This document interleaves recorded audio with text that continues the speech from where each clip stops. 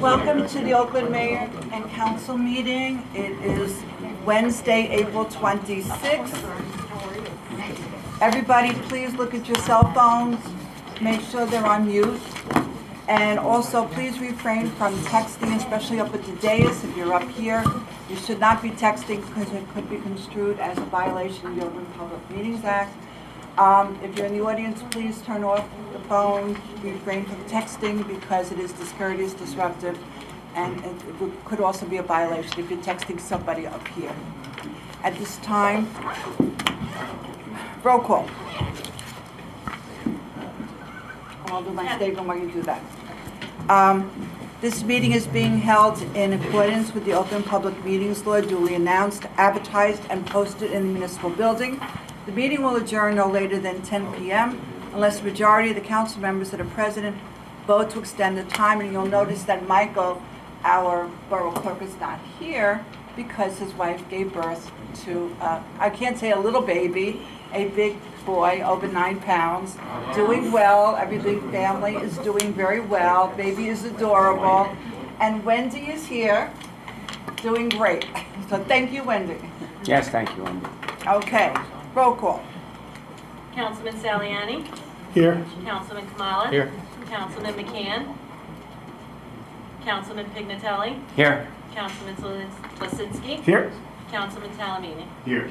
Motion Mayor to Schwager, excuse. and Mayor Schwager. Oh, Mayor Schwager. I'm here. Motion to excuse Mr. McCann. Second. All in favor? Aye.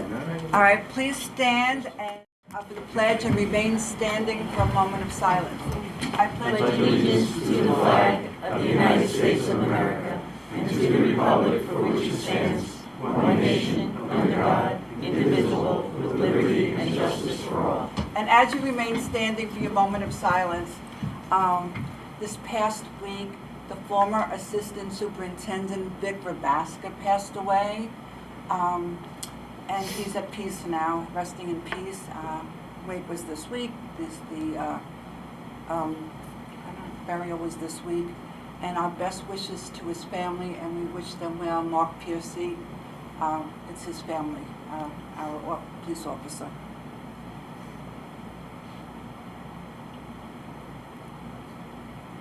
Please be seated.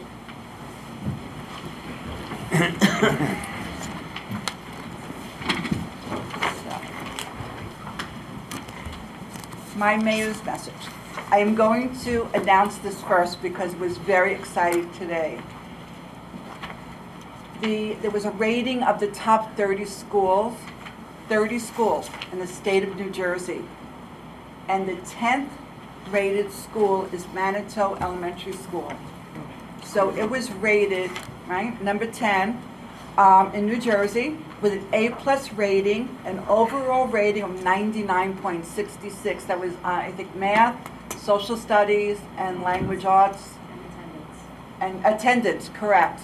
So out of the whole state of New Jersey, Manitou Elementary School was ranked number 10. Way to go, Manitou. Yes. The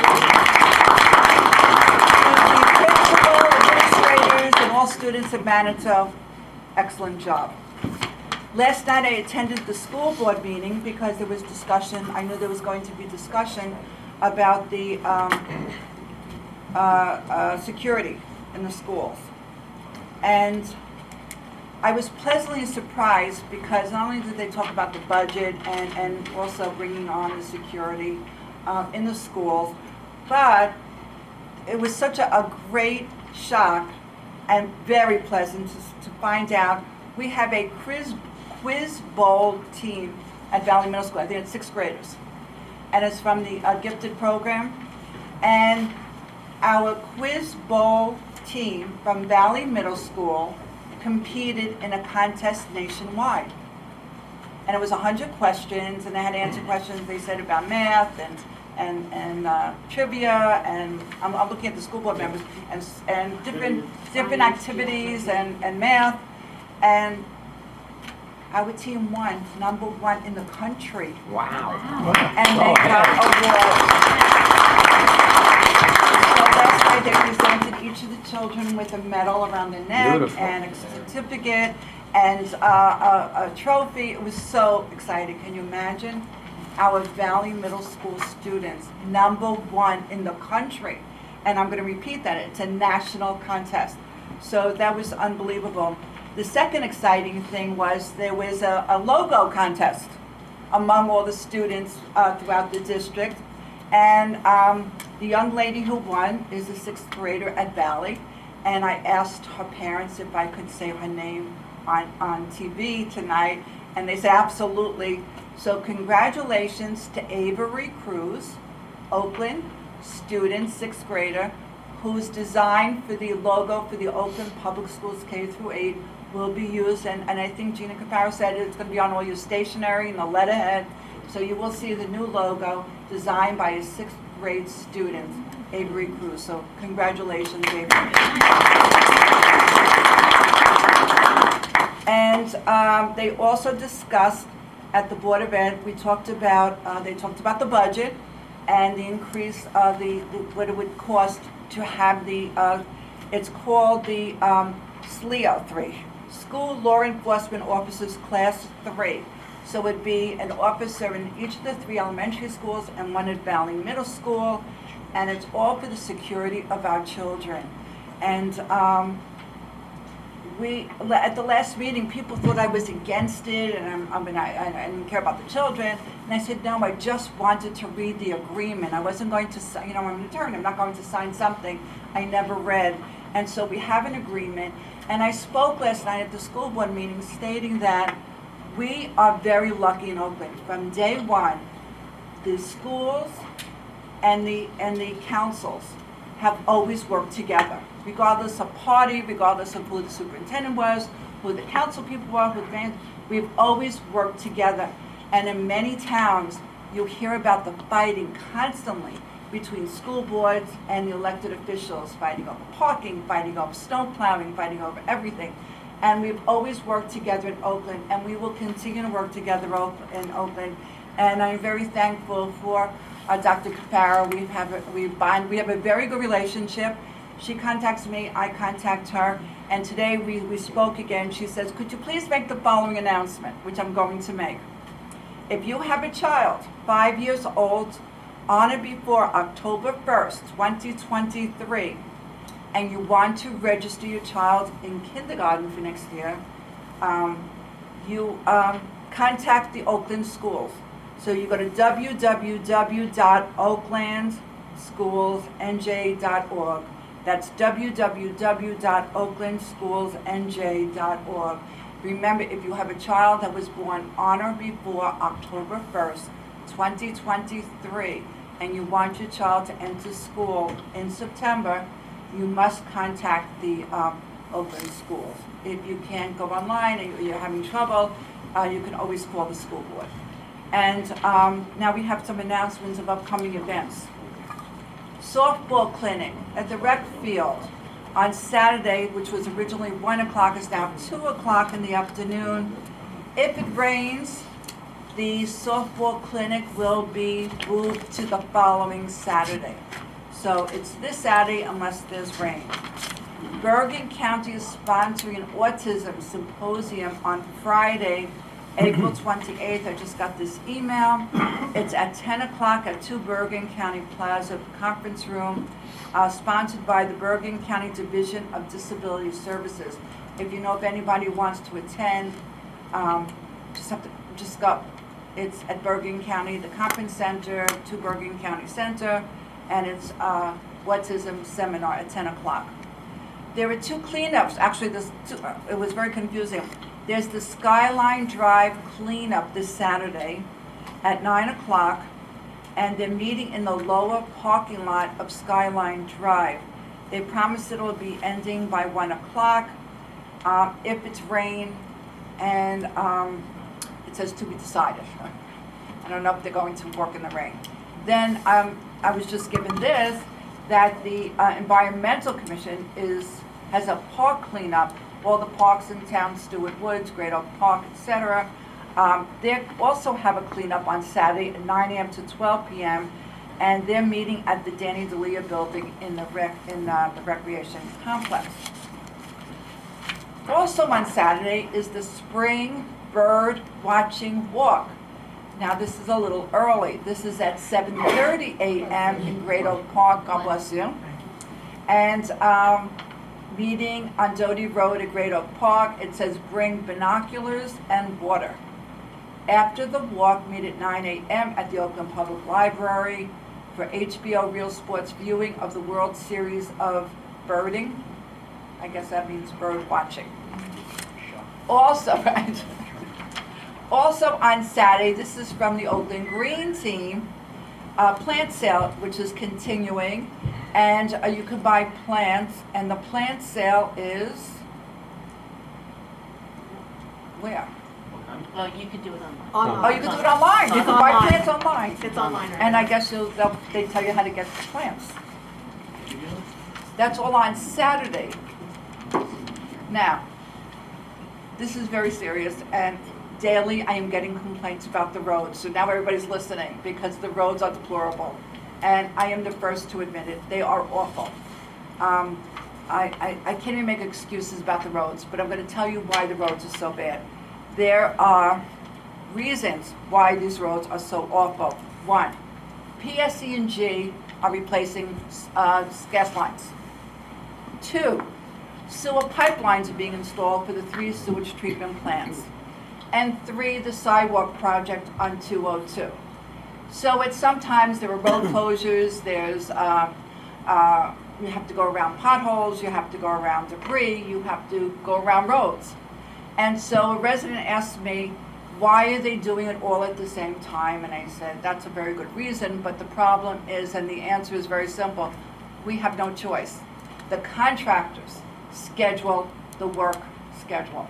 They're the ones who decide when they're working. It's based on manpower, their employees, it's based on weather, and it's also based on materials, and working with the police to direct traffic on certain roads. I complain daily, because I get complaints every day, I'm getting complaints. So then I call our engineer, I bother him, I bother our borough administrator, Mr. Kunz, and I say, this is unacceptable, that we were told that after they work during the day, on a work day, they're supposed to clean up the road. And then I get complaints of flat tires, or the hubcaps came off, or rocks hit the cars. And so I complained to Richard, and I complained to our engineer. And the only answer I get is that once the work is completed, the roads will be repaved. And they're supposed to clean up. But, so I'm telling everybody, those people who are here and those listening, if you have damage to your vehicles because of what was left on the roads after a workday, please let me know and I will tell you what you have to do. You can't just go around and complain and do nothing and just, we don't know. We need to know. So please, if you have any damage to your vehicle based on because of some debris, they didn't clean up after the work, kindly let me know and we'll see what we can do. Now, with that said, I have to give you an update on road closures. Just got this, and if you have your email on the email listing from the borough, you got the email. It's also going to be on Facebook, and I'm going to announce it tonight. This comes from the borough. We want to inform you that Hiawatha Boulevard will be closed between Franklin Avenue and Seminole on Thursday, April 27th, and Friday, April 28th, from approximately 8 a.m. to 4 p.m. And I hope the school buses are aware of this. Was the school notified, Mr. Kunz? I don't know, we heard about this very late in the day from the traffic officer. I just got this email. So, I'm looking at the school board. 8 a.m. to 4 p.m., Thursday and Friday. So that means tomorrow and Friday from 8 a.m. to 4 p.m. This closure is due to the upgrade of the natural gas delivery system in the area. So this is all PSE&G doing. During this time, motorists are advised to plan alternate routes and allow extra time for their commute. Please follow the detour signs, and the directions of any traffic control personnel on site. And then the borough says, we apologize, from the traffic officer, we apologize for any inconvenience this may cause, and appreciate your cooperation as we work to ensure the safety of our community. If you have any questions or concerns, please do not hesitate to contact us. That means the borough. But I assure you, I can tell you right now, I'm going to get calls and emails first thing tomorrow morning. The road is closed. What should I do? Remember, Hiawatha is going to be closed from Franklin Ave to Seminole from 8 a.m. to 4 p.m. So if you have children that need to get to school, if you have to get to work, if you have anything you have to do, remember to plan accordingly, because you cannot go on Hiawatha between 8 a.m. and 4 p.m. on Thursday and Friday. For regular updates, emails, reverse timelines, please go to the website and sign up. And with that, I'll entertain a motion to open to the public. So moved. Second. All in favor? Aye. All right, so then I will, I'll do the sheet. Mr. Richardson. Dave Richardson, 320 Rampo Valley Road. How you doing? It has something to do with the roads in town, but it's actually 287. I know you have nothing to do with this, after that horrific accident there the other day. The signage on that road is subpar. For the amount of trucks that come through there, 80 miles an hour, why aren't the state troopers out there pulling these people over, for one thing? They should have a sign at least a mile before that interchanges where 208 goes south and 287 goes north. Because these guys get in the right lane. I've seen it 100 times. They're like this, and they cut across, and they're cutting people off. That's why there's so many accidents. They don't realize that there is a turnoff to get down to High Mountain Road and go around under the highway and back up onto 287. The sign for that turnoff is way down on Colonial Road. Why don't they put one there right on the highway? You know, a 287 northbound. It's all DOT, it's a state I know road. but, no. We already complained about the cleanup. We had complaints about the garbage on 287, and we contacted DOT. So now, Richard, that's the next memo. Because A I suggestion. called them yesterday or the day before. I wanted to talk to the supervisor. He never called me back. They won't. I'm sure they won't. But, you know, I'm afraid to drive that road anymore. I go the back way. I take you up over to Colonial to go to Franklin Lakes. I just won't go on the highway anymore. Yeah, it's dangerous. We Too were dangerous. lucky when they finally put up sign because of the accidents, remember? But it's all the way back by the bridge in Montague. They should be putting signs way back by the Rampo River. You know, at least a mile before that turn. You're right. To let these truckers They know. should. Because they come down off that hill from Wanacue, they're in either the right or center lane. They should put a sign up, truckers, center lane, get in center lane if you want to go north Sure. or you want to go south on I have to 208. tell you, when it's heavy rains, I just wait for the text from Mr. Gunn's, another accident. Yeah, it's every week there. I know. So, all right, thank you. We're trying. Thank you. Well, we can't do anything, it's DOT. What's that? We can't do anything, all we can do is be a pest with DOT, Right, then just- they finally come. Pass it off, yeah, okay, thank you. Tom Connolly, 11 Dean Ridge. Congratulations. This gentleman right here has common sense. You have an engineer at the end of the table here. You should be writing I can't say that. You should be writing a You letter. could talk like that to me when privately. You have the squeaky wheel. Come, what are we doing here? He's right. I take 287 every day to go to work, as everyone knows. I have a truck that has flashes on it, so I turn on my flashes when there's a truck in the right-hand lane, because I know he's in trouble. He's in trouble. Yeah. We have a responsibility to the residents of Oakland. Call the DOT, mark the goddamn road. I'm sorry. But common sense, come on, don't say we can do something. But you gotta be persistent. Come on. We are. It took us a long time just to get the signs for Well, the accident. they had to admit that they Long own the time. highway at one point. Let's call it as it We is. asked them to pick up garbage. Well, the drainage issues that Charlie has, it's all caused by the NJDOT. Come on. All 6 of you, right? All 7 of you, write letters. Persistence. Call a press conference. Go stop the highway. No, I Oh, can't could do that. Look, I know you can, no, Highway? you can Yeah, but do you get lots their of things. attention. Oh, it'll get them their attention. Come on, wake up. Look, You took it to the chair.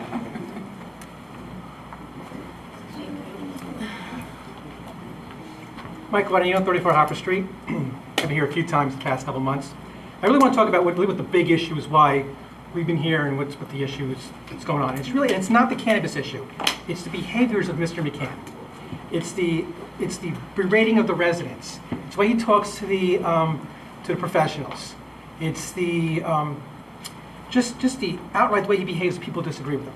Now, with this ordinance that we had, and Kusala came along and they filled out the application and they came here to the presentation, and the council tabled it. Now, it has to be well understood that the lawsuit that was going on at the time was because of the tabling, nothing else. It wasn't what the state was doing something different, it was the tabling was the issue. So, fast forward to February 8th, and on February 8th, for some reason, some council members wanted to overturn the ordinance. Now, the ordinance had a 5-year, it was 5 years. I mean, a little due diligence would have figured that out ahead of time. So it was, and even when we were doing the ordinance, we were discussing it, we discussed the 5 years. So we were actually pretty much shocked when Councilman Kamala wanted to overturn it. And one of the reasons she gave was because of the table, or because of the lawsuit. But the lawsuit was because of the tabling here. So we all were really kind of confused about the reason being the tabling, the lawsuit, and the 5 years. So it just was really a bit confusing. Then Mr. McCann got an opportunity to speak, and unfortunately he's not here tonight. I'd rather would have spoke directly to him, but he's not here tonight. So I'm going to go forward anyhow. So he has a right to disagree. This is America. People can disagree. People have the right to disagree. Normal people can disagree respectfully. The problem is how it was handled. And when he was right on the shoe, he came after Pat, and he came after the mayor with the whole gotcha, sativa, indica question. And then rather than continuing to be respectful, this went on for 36 minutes of basically yelling at Pat and the mayor, trashing the committee, shuffling papers, throwing papers, and at the end he was disparaging a member of a resident. I mean, it's the behaviors are the issues, and it really woke up a lot of people in town. And again, it wasn't the cannabis issue, it was the bombastic behaviors that we saw. So we actually had the opportunity to come down here, we have a right to come down here and defend ourselves, which we did. And honestly, we would have disappeared after that first meeting. We would have made our point and went off. Instead, we had some very unprofessional pushback at us, which included, some of this lunacy that occurred was yelling, it was the continued trashing of the committee, it was the immature stare downs, it was mocking Matt's haircut from the dais. Got a fresh cut yesterday. Right or wrong. But honestly, God forbid anybody had a problem happening in their home, a health-related issue, you're going to want to see that haircut rushing right through your front door. So people who don't really know the town well will mock that haircut, but he's a town hero, I'll tell you. But again, it was these behaviors. These behaviors were the problem, not the cannabis issue. And also whether the council supports these behaviors, because we've seen very little pushback, except for Pat and the mayor have actually pushed back at him. The rest, we'd like to see some more pushback. We'd like to see more, because I had a conversation with someone from the press this week, and they asked, is the tail wagging the dog, or is he speaking for everybody? Everybody's in agreement and he's just being a spokesperson. So that's kind of something that we should look for. But again, it goes back to when you tabled Kusala, we didn't like it. When the lawsuit was triggered, we didn't like it. But we didn't show up. It was when the chaos began, all the chaos and behaviors. And staying with these behaviors, last meeting, Mayor, was probably the most bizarre gathering I've ever been to. I'm sure the chaos showed up there, but if you were in the room, it was crazy. But when the cameras were shut off in front of 20 to 30 witnesses, it was an abomination. You guys, for some reason, have volunteered to accept his abuse, which you're right, but the borough professionals have not. And the 20 and 30 of us witnessed, we saw Mr. McCann corner it right by that door and verbally abuse the borough engineer. That was horrific, and if that was a workplace environment, he would have been fired on the spot. And unfortunately, the cameras went on because it was after the meeting. So let's hope that a lawsuit doesn't come out of this, and this should not just be brushed under the rug that I said it, and that's the end of it. This really is something that should not be allowed, and at the minimum, Mr. McCann should be censored. I mean, at the last meeting, he brought up politics, and honestly, no matter where you are on the spectrum of politics, this behavior is unacceptable, regardless if he's a conservative Republican or not. This is unacceptable behavior. We should not be tolerating this. And the last thing, I know Mr. Heffernan is going to be speaking, really can't politicize the Bush Plaza banner. I mean, you can't keep tasking committees to do things and then pulling the rug out from them at the last minute because it doesn't fit a political narrative. I really don't think it's coming from you guys. I really think it's coming from Councilman McCann, but he's not here once again, so I can't really question him on that. But I have been part of that committee, and with Tom and with Kevin, and I've only done maybe half the work they've done, but I stand in solidarity with them in this process. Thank you.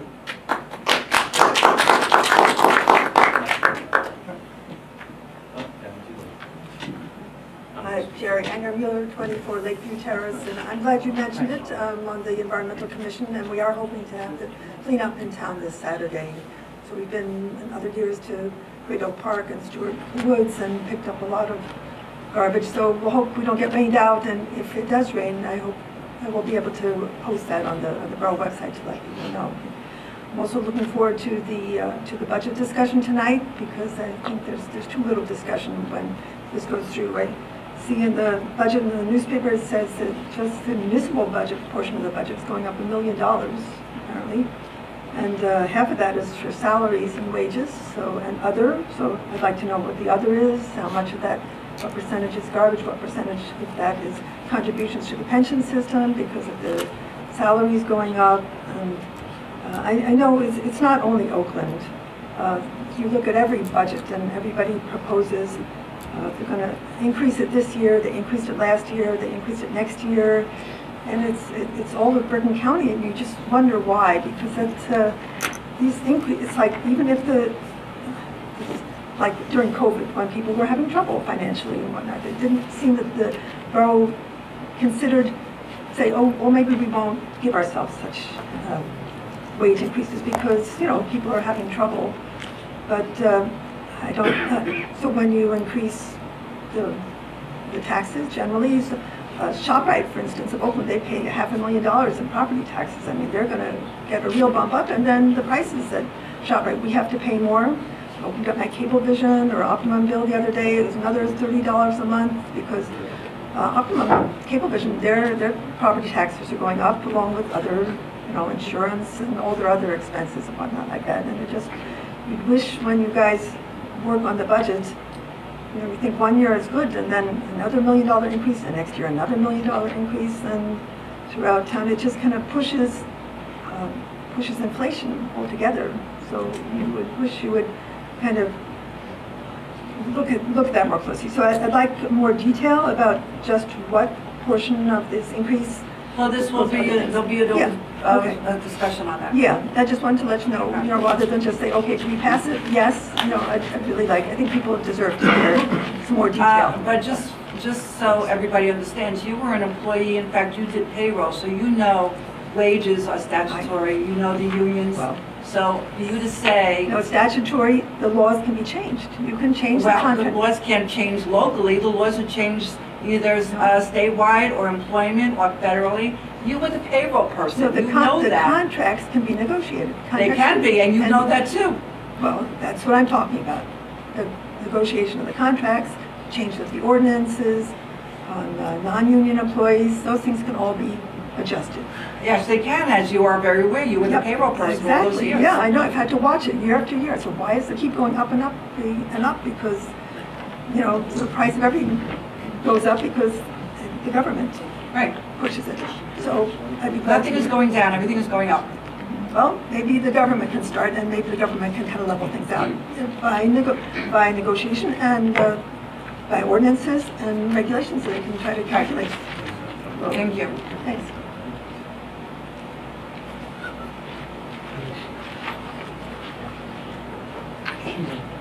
I love her curls. Name 187 West Oakland Ave. I just want to plug the Memorial Day Parade again. I also want to say that this microphone's not working because I can hardly hear anybody that's up here. That's for the TV, that's for television. No, but It's also for here? Oh, well, it's not working very well. I mean, I project well, but a lot of people, when I'm sitting over there, I can't hear what they're saying. And again, I'm just here to plug the Memorial Day Parade. Anybody that wants to march has my email address. It's on the town website. Any and all are welcome. I want to make it a big event. I want to make it wonderful. I want the families that have lost people to realize that we respect them, we value what they've done. And concerning attitudes, I mean, I've yelled at you guys.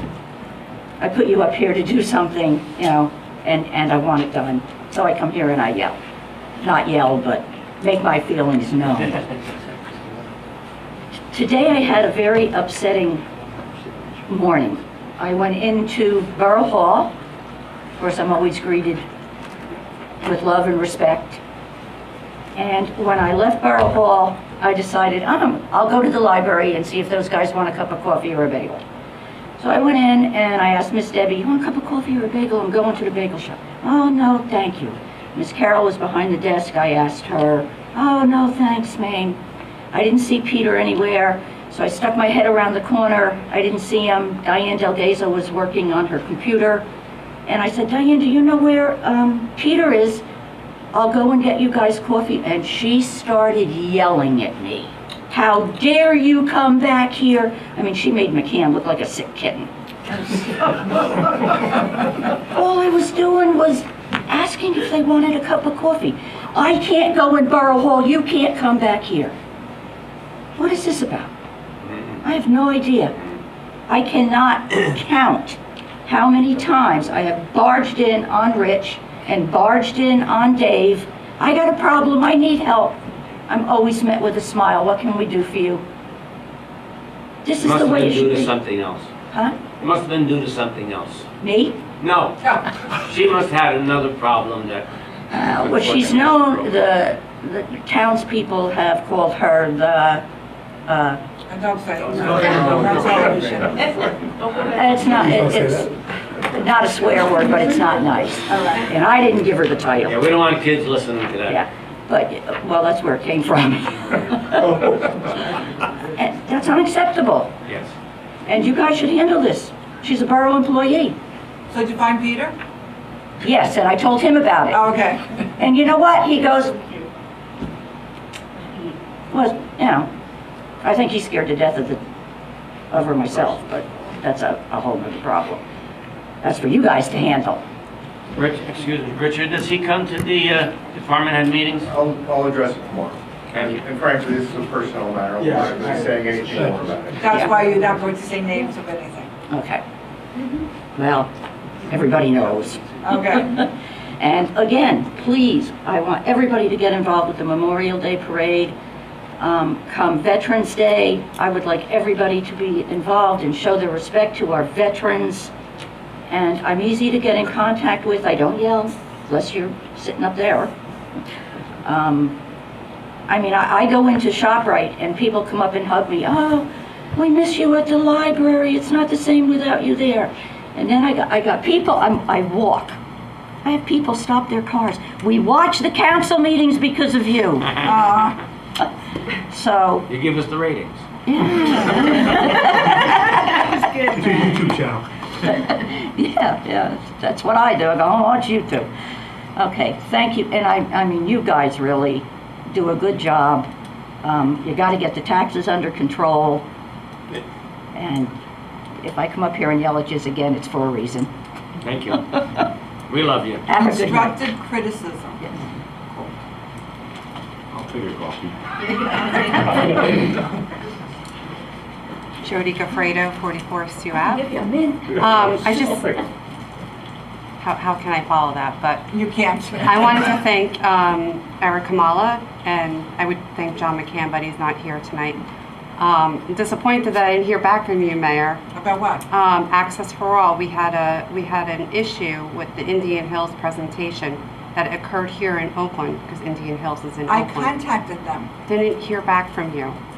You asked me to But- contact them. Eric, thank you so much for your thought, and it really meant a lot. I mean, I had to reach out to somebody because I didn't hear back from you. We called you, we emailed you, never heard back. And You didn't call me, I didn't get a call. I didn't call you, somebody called you. And I mean, you can redeem yourself. They're doing another presentation, same presenter, May 4th, mocking people with disabilities. And, you know, I would really appreciate your support. And I know you care a lot. You know, I'm the one who pushed You for are. access for all. You are. Access So for all if I- means a lot to you. So we're asking for your help. We got it We'll from talk Eric. afterwards. We got it from John. And we can't have that in our town. Indian Hills is in our town. Mhm. We'll talk after the meeting. Thank you.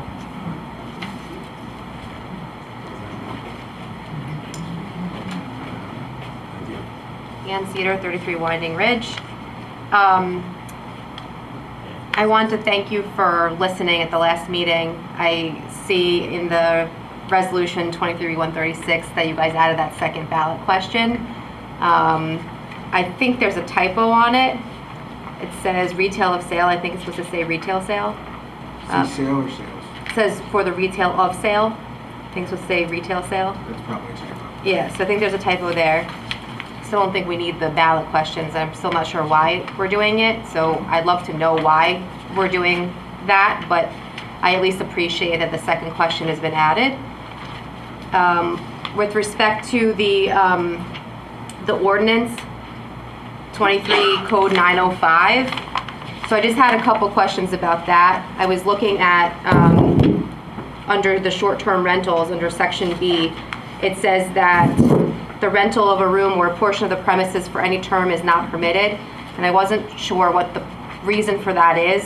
If you own a 2-bedroom and you want to rent the second room to someone for a year, why can't you do that? Or why is that being prohibited now going forward? So I wasn't clear on what the purpose of that is. I was wondering under dwelling unit why house wasn't listed. It says the definition includes an apartment, condominium, building, cooperative, converted space, or portions thereof, but house isn't listed. So I was wondering why that was missing.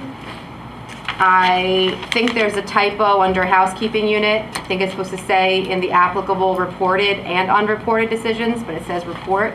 So I think that's a typo.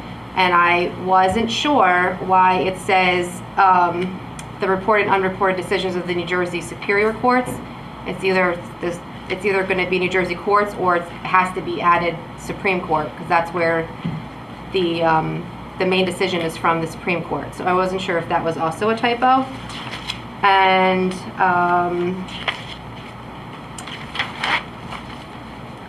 Patriots Way Bridge, I was wondering if there's any update on the grants that were requested for funding for the replacement of the bridge. And I also wanted to know with respect to the interim, I don't even know what they are called, those bags that are on the side of the bridge. I know that's the interim, the Band-Aid that we're doing in the meantime, but I wanted to know how often is that going to be inspected to make sure that it's holding until we get the bridge replaced, because we don't know when that's happening. So if we can have an explanation as to that process, and also if it's been done, like, you know, how's the bridge doing? Thank you. Our engineer will make a report later. Kevin Heffernan, 40 Grove Street, Oakland, New Jersey. I'd like to reprise in an elevator format my remarks from the last meeting, out of respect for those councilmen who were not present, and to act as sort of a refresher for what I said then, but in a slightly different form. The question that first comes to my mind is, why the banner? Why do we have one? Why is one proposed? Very frankly, it's to celebrate and to announce a new park for the people of Oakland as a sample of our civic pride, you know, as a start of the downtown renaissance. And it's to celebrate also those who made the park possible, specifically the mayor and the subcommittee. Again, it's celebratory. It was the mayor's idea for the park. Her name should be on the banner. The mayor appointed a subcommittee of 5 can-do guys, plus an outstanding liaison, Councilman Saliani. It was never a political agenda. Again, it was celebratory. The mayor's role, interesting. It was not, the banner was not her idea. She was unaware until after the committee approved it, unanimously and enthusiastically. Her role was entirely passive, communicating with me, the author of the banner, remarks that came to her, some of which were incorporated. The design of the banner was, I designed it, and it's protected by copyright. There is no sovereign immunity offered for copyright protection. You will affirm that as the borough attorney. There was no change without authorization by me. It was unanimously approved by the committee with pride, a lot of pride. And every banner word is simply factual and true. The forced banner change, in my judgment, equals government censorship. Let me go on. How and why politics entered the conversation of the banner? I don't know. I really don't. I don't know who initiated the political discussion of the banner. What I do know is that the politics of the banner have been elevated to official council business. Every instinct in my body says that's wrong. They don't belong here. They just don't. You work for the people. You're elected by the people. Do Oakland voters want politics or progress? It's a simple question. I simply say Oakland voters want the progress. Impact. People and voters are watched the last meeting. There's a record number of people watching last meeting, although it wasn't discussed. I am told 800 people viewed the last meeting. That's like a 10x increase. I am also told that over 1,300 people watched it on YouTube. They watched it last week, I assure you, last time, I assure you they're watching it tonight. Discussion of the banner to change it, to modify it, whatever, will have, in my marketing and advertising judgment, they'll have unintended consequences. We've already seen a bit of that with Ms. Stoll's article in the Record of April 11th. It was not very complimentary of this group. It really wasn't. And the committee members, I'll tell you, are very, very passionate about the work they've done and accomplished in record time. There is a potential for more unintended consequences. I don't know how, what, where, when, but I assure you there will be. I think this council has two choices, two only. One, this council can forbid the banner. I was mistaken in my last presentation on that. Two, it can leave the banner alone and just put the damn thing up.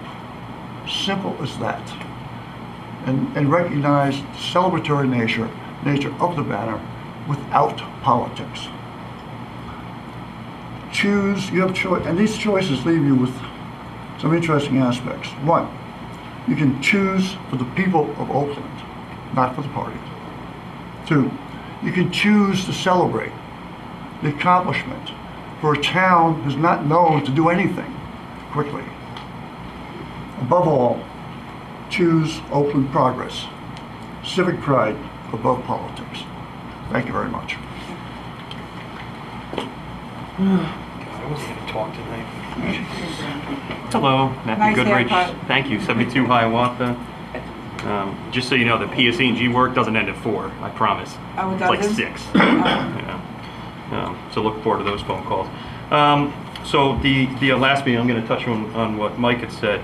So after that meeting, I watched a councilman physically get into the face of our nonpartisan borough engineer and accost him, over a conversation they had that apparently they were the only two that had it. So I have here, and this is something I believe that the council had signed off on and enacted the borough administrator to enforce, the borough employee handbook.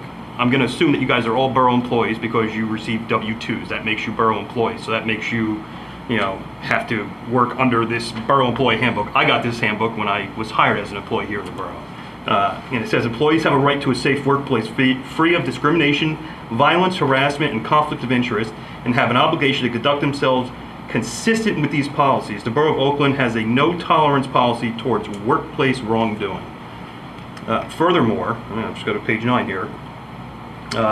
Aggressive, hostile, or bullying behavior that creates a reasonable fear of injury to another person or subjects another individual to emotional distress.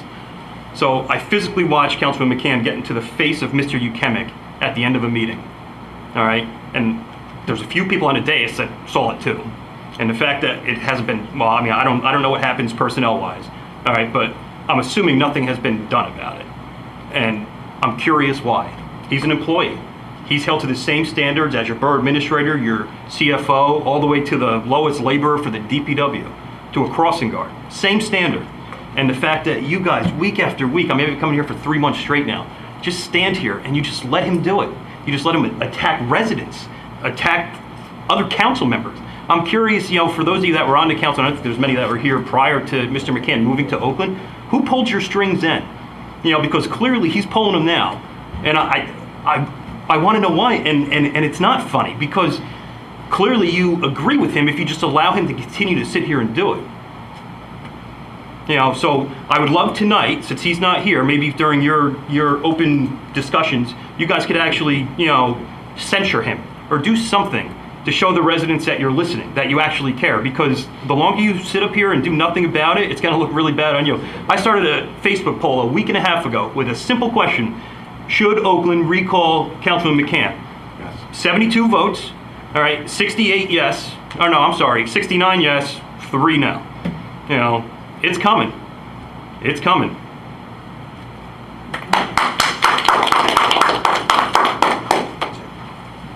Hi, Andrea Levy, 780 Ramapo Valley Road. Right, all of it. That's all I can say on that one. Couple of notes that I have here. The Green Team. We have a couple of things coming up. We have a hike on Sunday, May 7th, 11 a.m. The bottom lower lot of Skyline Drive. We do have a carpool service available if you want, a la me.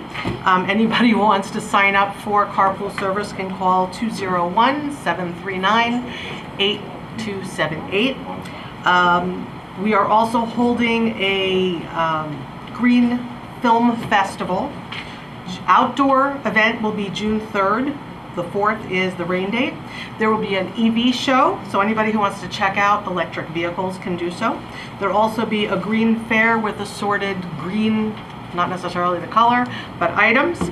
That will start at 7 p.m. Behind the library, Veterans Field. What date? That is June 3rd, with a rain date of the 4th, Saturday, Sunday. Backing up, I did this out of order, but May 18th, 7 p.m. at the Wyckoff Library. And Wyckoff Library, because this is a joint effort of the Flow environmental and green teams, they'll be holding a free movie, Trash, Why It Costs So Much, with a speaker, Michael Portnese, he's the president of Gaeta Recycling. So we can all find out exactly why trash is costing us so much and maybe why our taxes keep increasing on that one. Going back down, okay, so for the Communications Commission, the Social Committee is looking for throwback photos from the Oakland community. We have a nice selection that we've built up, but we would love for everybody to participate if you have older event photos from Oakland. And we're also inviting newer photos as well that you want to share, that we can share through our social media and other outlets. Please send that over to, the new address is oaklandnjsocial@gmail.com. The Arts, sorry, I know this is long. The Arts Committee is working on several different events.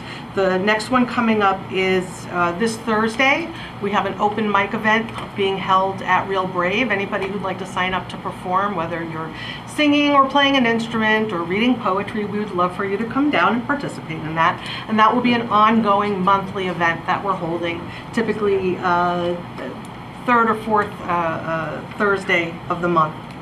And then we also have a mural contest. This is a new one that we're really excited about, and inviting our Oakland community to come up with a concept for a mural to beautify these different areas in town. The first one that we're starting with is, thank you, Mike, for the recreation area down by the DPW building, where the top park and the roller hockey and the picnic tables. There's a nice clean slate for us to beautify there and really shine and show what Oakland has. And so we invite everybody to check that out on the Borough page, on the arts page. You can check out all of the information and send in your artwork. And we have the Arts Festival coming up as well. And the deadline for performers is coming up very quickly. So I would... Date of the Arts Festival? That is June 9th through the 11th.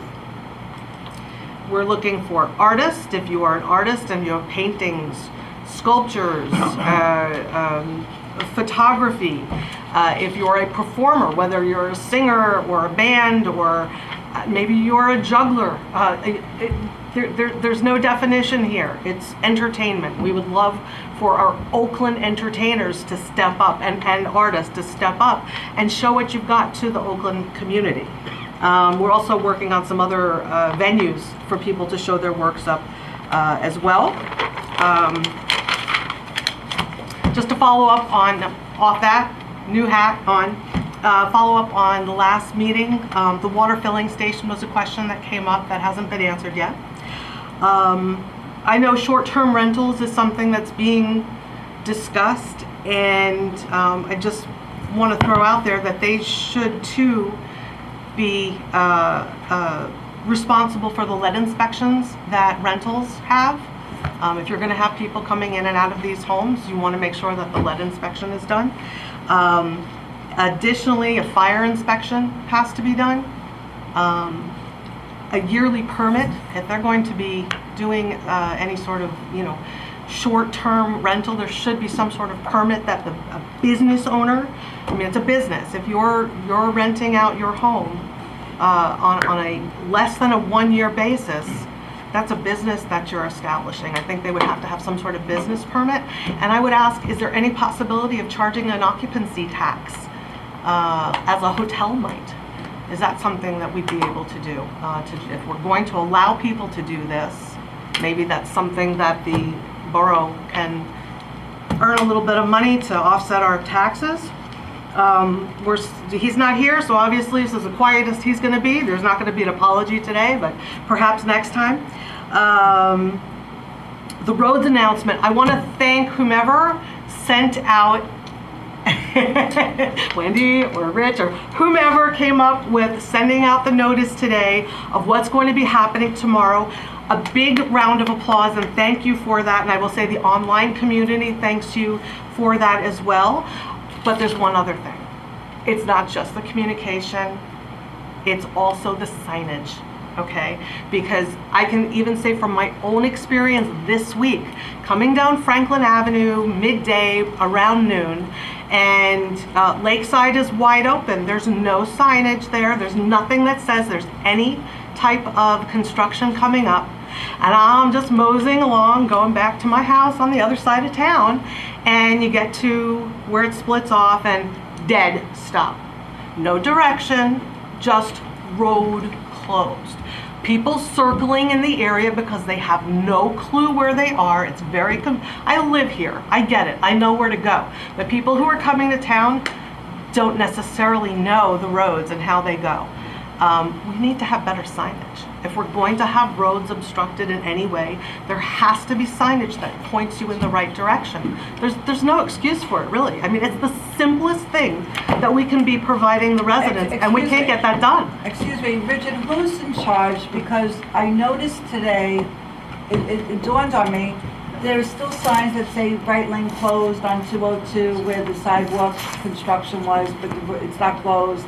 Who is in charge of signs? Yeah, so every construction project we do, typically speaking, if there's going to be closures, has a signage plan.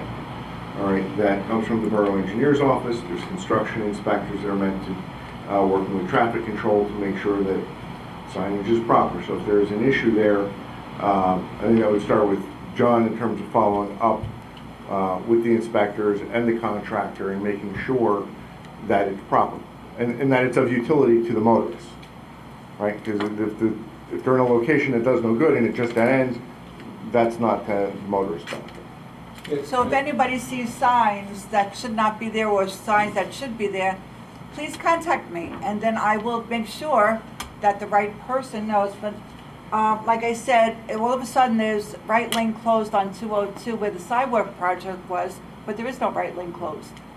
So whose job is it to take away the signs? Usually that's the contractor in conjunction with our engineers. So it's John Yukimik, okay, got it, thank you for reminding me. Yeah. So on that note, that was actually really great information that you provided us. I've spoken up a little bit about this at the borough level, but I would just, for everybody, weekly communication of what's going on that week would be fantastic. Yes, we're talking about that now. Yeah, I would love to see that. And to add to it, the texting capability, if whatever you're working on, if you can integrate that where you're texting us consumers out there, so we have it immediately, because not everybody can get to their email right away. Texting is certainly, I think, personally a better option. And okay, we said that about it. Hang on a second, make sure I get everything here. Yes, and then the last thing that I want to throw out there, and it might be looked at as perhaps a little radical by some, but we've been told time and again that the sewers are coming to town, right? We're talking about it at the planning board level as well, and all around town, and I believe they're coming. I don't see any reason at this point that they're not coming to town. And I am a huge believer in the beautification of our downtown. Let me first say that. But there is a but to that. I think that we should be looking into beyond the scope of what we're currently looking at. I think we need to take a fresh look at our downtown from a whole new perspective and see exactly what it can become. Yes, we can beautify the buildings that are there, and yes, we can protect some of the buildings that we're looking to protect. I agree with that. But what is going to fix our traffic issues? What's going to give us a more pedestrian-friendly downtown? Outdoor dining. We have developments down there that are past their prime, and they are not considered the highest and best use of the land that they sit on now. And if we're going to just sit here and wait for developers to come and say, hey, Oakland, you know, we want to do this for you, well, we're never going to see anything. We have to be the instigators of that. We need to show what our vision is and invite people to share that vision with us. So I would say, please, let's investigate. I don't know what the cost is of this. This is your area, but I think we need to have somebody really take a good look at what we have downtown. And John, you know what I'm talking about. We need to look at it from a different perspective. Just prettying it up a little bit, it's kind of like, you know, lipstick on a pig. That's all great and fine to get things going as a start, but it will not finish the job. And I just urge you to please take some major steps to look down the pike. This is not a 3-4 year type of thing. This is a much further down the road scope of improvement that we could be bringing to the town. Thank you.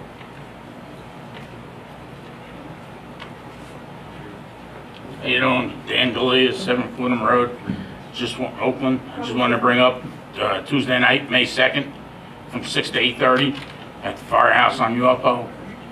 The Auxiliary is having their Strawberry Festival. Oh. It's back. So if anybody wants to come down, just park across the street. That's next Tuesday. Yeah. Just park across the street in Copper Tree parking lot. All right, What's the time again? 6 to 8:30 on Tuesday night. All right, thanks. Oh, thank you. Motion to close closed session? Second? Second. All in favor? Aye. We have executive session minutes from April 12th, 2023. If there's going to be any discussion, it must be made during executive session. Is there a motion to approve the minutes? So moved. Second. Will there be any discussion? Not roll call. Councilman Kamala? Abstain, wasn't present. Councilman McCann? We got here. Councilman Fignatelli? Yes. Councilman Saliani? Confirm these are executive minutes, correct? Yes. Yes. Yeah, you were here for that. Yes, I was here. Councilman Slisinski? Yes. Councilman Talamini? Yes. We have two raffle licenses. The first one is for the PTO Manitou School. It will be held on May 20th. It's bingo, 7 Courthouse Place. It's license number BL 1453. Raise funds for outdoor learning project at Manitou Elementary School. There a motion? Second. All in favor? Aye. Any opposed? Next one is a raffle license for the JRW Memorial Oakland First Aid Squad. It is on September 11th, 2023, 50/50, purchase supplies, and it's for the purchase of supplies and materials, Oakland First Aid Squad for emergency services for Oakland and surrounding towns. Is there a motion? So moved. Second. All in favor? Aye. Aye. Any opposed? Before we go into the resolutions, and before we talk about the final adoption of the municipal budget, there was a proclamation for Arbor Day, and this is from the Shade Tree Committee. And it says, whereas in 1872, J. Sterling Morton proposed to the Nebraska Board of Agriculture that a special day be set aside for the planting of trees.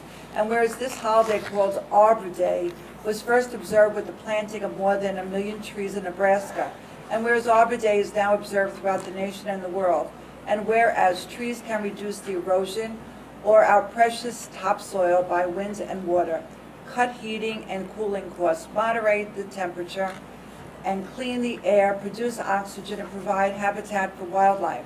And whereas trees are a renewable resource giving us paper, wood for our homes, fuel for our fires, and countless other wood products. And whereas trees in our city increase property values, enhance the enhance the economic vitality of business areas and beautify our community. And whereas trees, wherever they are planted, are a source of joy and spiritual renewal. Now therefore I, Linda H. Twager, Mayor of the Borough of Oakland, do hereby proclaim Friday, April 28th, 2023 as Arbor Day. In our community of Oakland, I urge all citizens to support efforts to protect our trees and woodlands, to support our city's urban forestry program. And further, I urge all citizens to plant trees to gladden hearts and promote the well-being of present and future generations. And that's for the Shade Tree Commission. Thank you. And at this point, I ask for a motion to open to the public for the final adoption of the municipal budget.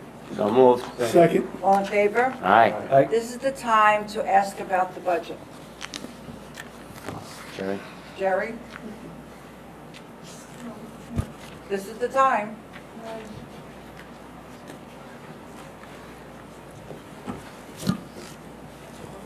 Jerry, You have to give your name and address. Jerry Anger Miller, 24 Lakeview Terrace. So this, I asked already certain questions, and I hope those will be answered here. But as I'm saying, ordinances can be changed. You can not give the salary increases to non-union people. You can decide. Give a smaller increase. It's up to you guys. You guys set the rules, so you're not forced to give 2% or more increases, or even more. Other towns do it too, but they should look at what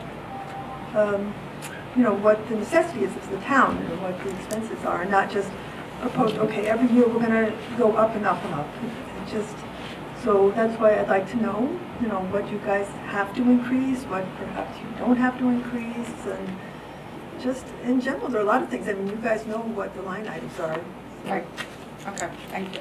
Anybody else? Mayor, would you like me to provide? Yes, I would. Our That'd be great. CFO, David Young, is here to talk about ordinances, talk about contracts with unions, talk about wages.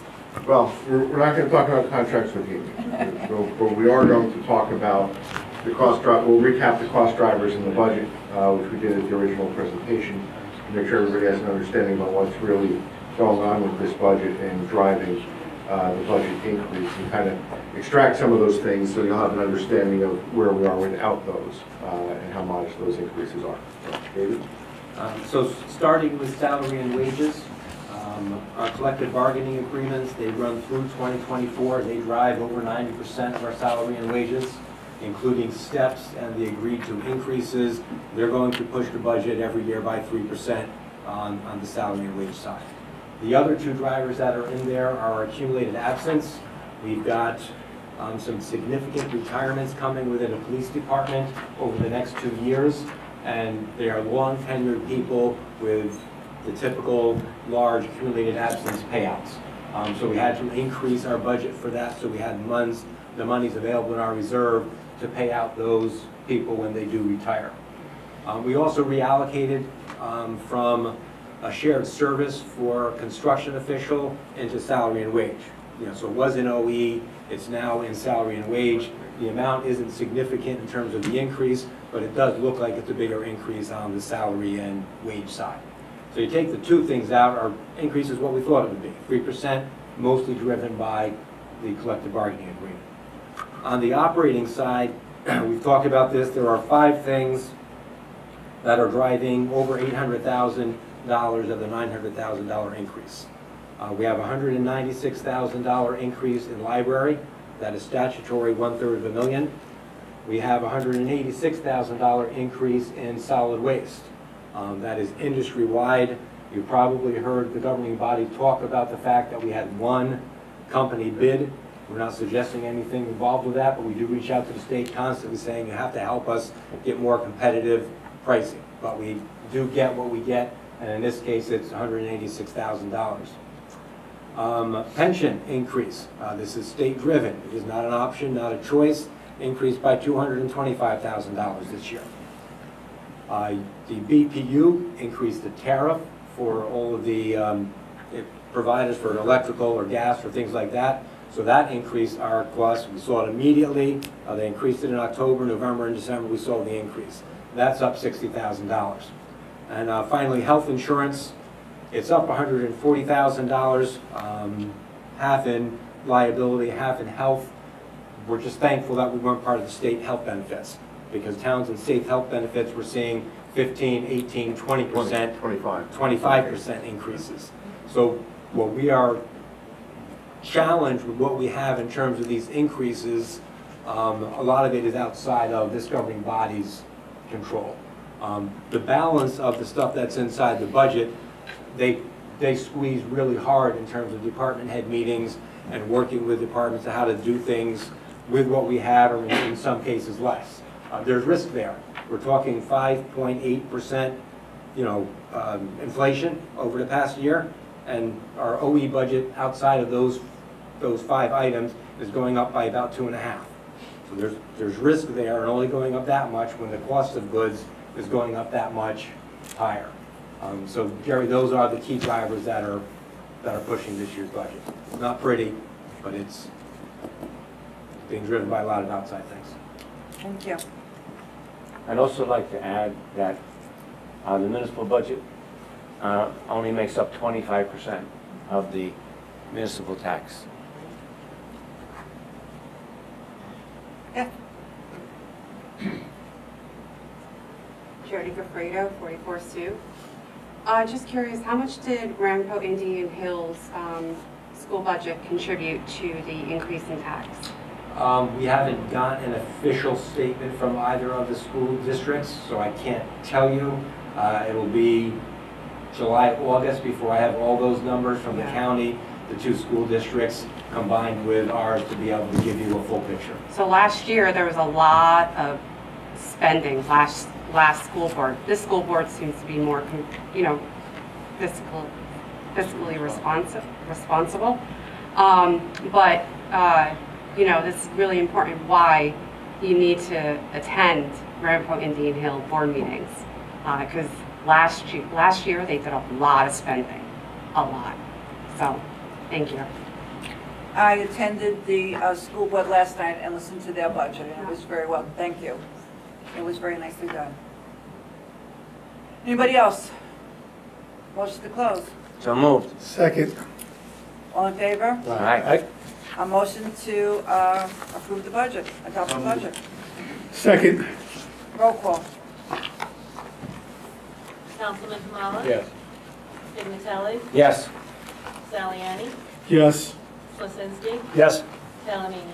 I just want to say thank you to Mr. Young, Mr. Coons, and everyone that works on the budget.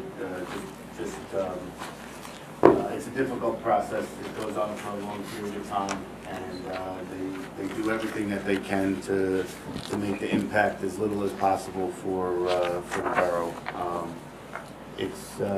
It's hard, and if we want to keep the services that we do and continue to pay the increasing prices, this is what happens.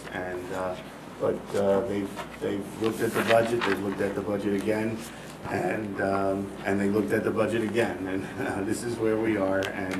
But I just want to say thank you, and I vote yes. Thank you. Now we have resolutions. The first one is a resolution to authorize a non-binding ballot question related to permissibility of cannabis businesses in the Borough of Oakland. I am pulling that out and not part of the consent agenda. I'd like to discuss that separately. Yes. 23-146 is the 2023 self-examination of the budget. 23-147 is the resolution appointing Daniels Law redactors. Redacting means that certain, due to what happened, I think this stemmed from the judge's home address that was made public, and someone came to the house and shot her son. So this is to allow certain community people, such as retired judicial officers, prosecutors, members of law enforcement, and immediate family members residing in the same household, to have their personal address redacted from any public viewing. 23-148 is to authorize Chapter 159, the National Opioid Settlement, and the Borough of Oakland is to receive in the amount of $2,299.13. 23-148 is to authorize, 23-149. Did I miss that? No, I had it, 149. Oh, it got caught. 149 is to authorize agreement with Sports Association of Oakland fundraising for Bush Plaza Park. I am pushing that out also to discuss separately. 23-150 is a resolution appointing the Registrar of Vital Statistics. Michael Corelli of the Registrar will be as of July 19th, 2022, appointed the Registrar at a salary of $5,000 annually. And 23, effective April 27, 2023. And 23-151 is to appointing the Deputy Registrar, who will be Wendy Francis Seelan. It was effective April 27, 2023. She received her certification in March, and she will get a stipend of $2,000 annually. 23-152 is agreement to install water service line for 9 Pima Court. The resident, Mr. Seth Diamond, is willing to pay the borough's cost for our portion of the work, which is calculated at $4,619. And 23-153 is to award Contract to Dan Dressel for architectural services for repair of damage to the recreation equipment shed. And test 1 is schematics, construction documents, $3,500. Test 2 is bid services and construction administration, $6,500. Not to exceed $10,000. Our CFO has certified that funds are available. And 23-154 is award contract to Boswell Engineering for engineering services for Bush Plaza Park. Total cost not to exceed $27,500 on their proposal of April 21st. Design and preparation, $25,000. Bid administration, $2,500. Our CFO has certified that the funds are available. And 23-155 is a resolution authorizing the execution of an interlocal services agreement between the Borough of Oakland and the Oakland K-8 Board of Education, the Special Law Enforcement Officers Class 3, for the purpose of providing school security at Oakland's K-8 school facilities. Other than the two I pulled out, 23-136 and 23-149, are there any you wish to pull out? Can we get 152 and 153? 152. 153 is the rec, and 152 is to install water. Yes. Any others? If not, roll call. Motion to approve. Motion to approve. Second? Roll call.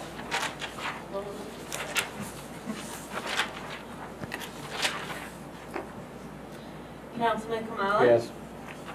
Councilman Pignatelli? Yes. Councilman Saliani? Yes. Councilman Slizinski? Yes. Councilman Salamini? Yes. Okay, so now we'll go back to the ones we pulled out. The first one is 23-136. This is a resolution to authorize a non-binding ballot question related to permissibility of cannabis businesses in the Borough of Oakland. And is there a motion to approve? So moved. There is second. Second. Discussion. I would like to discuss this.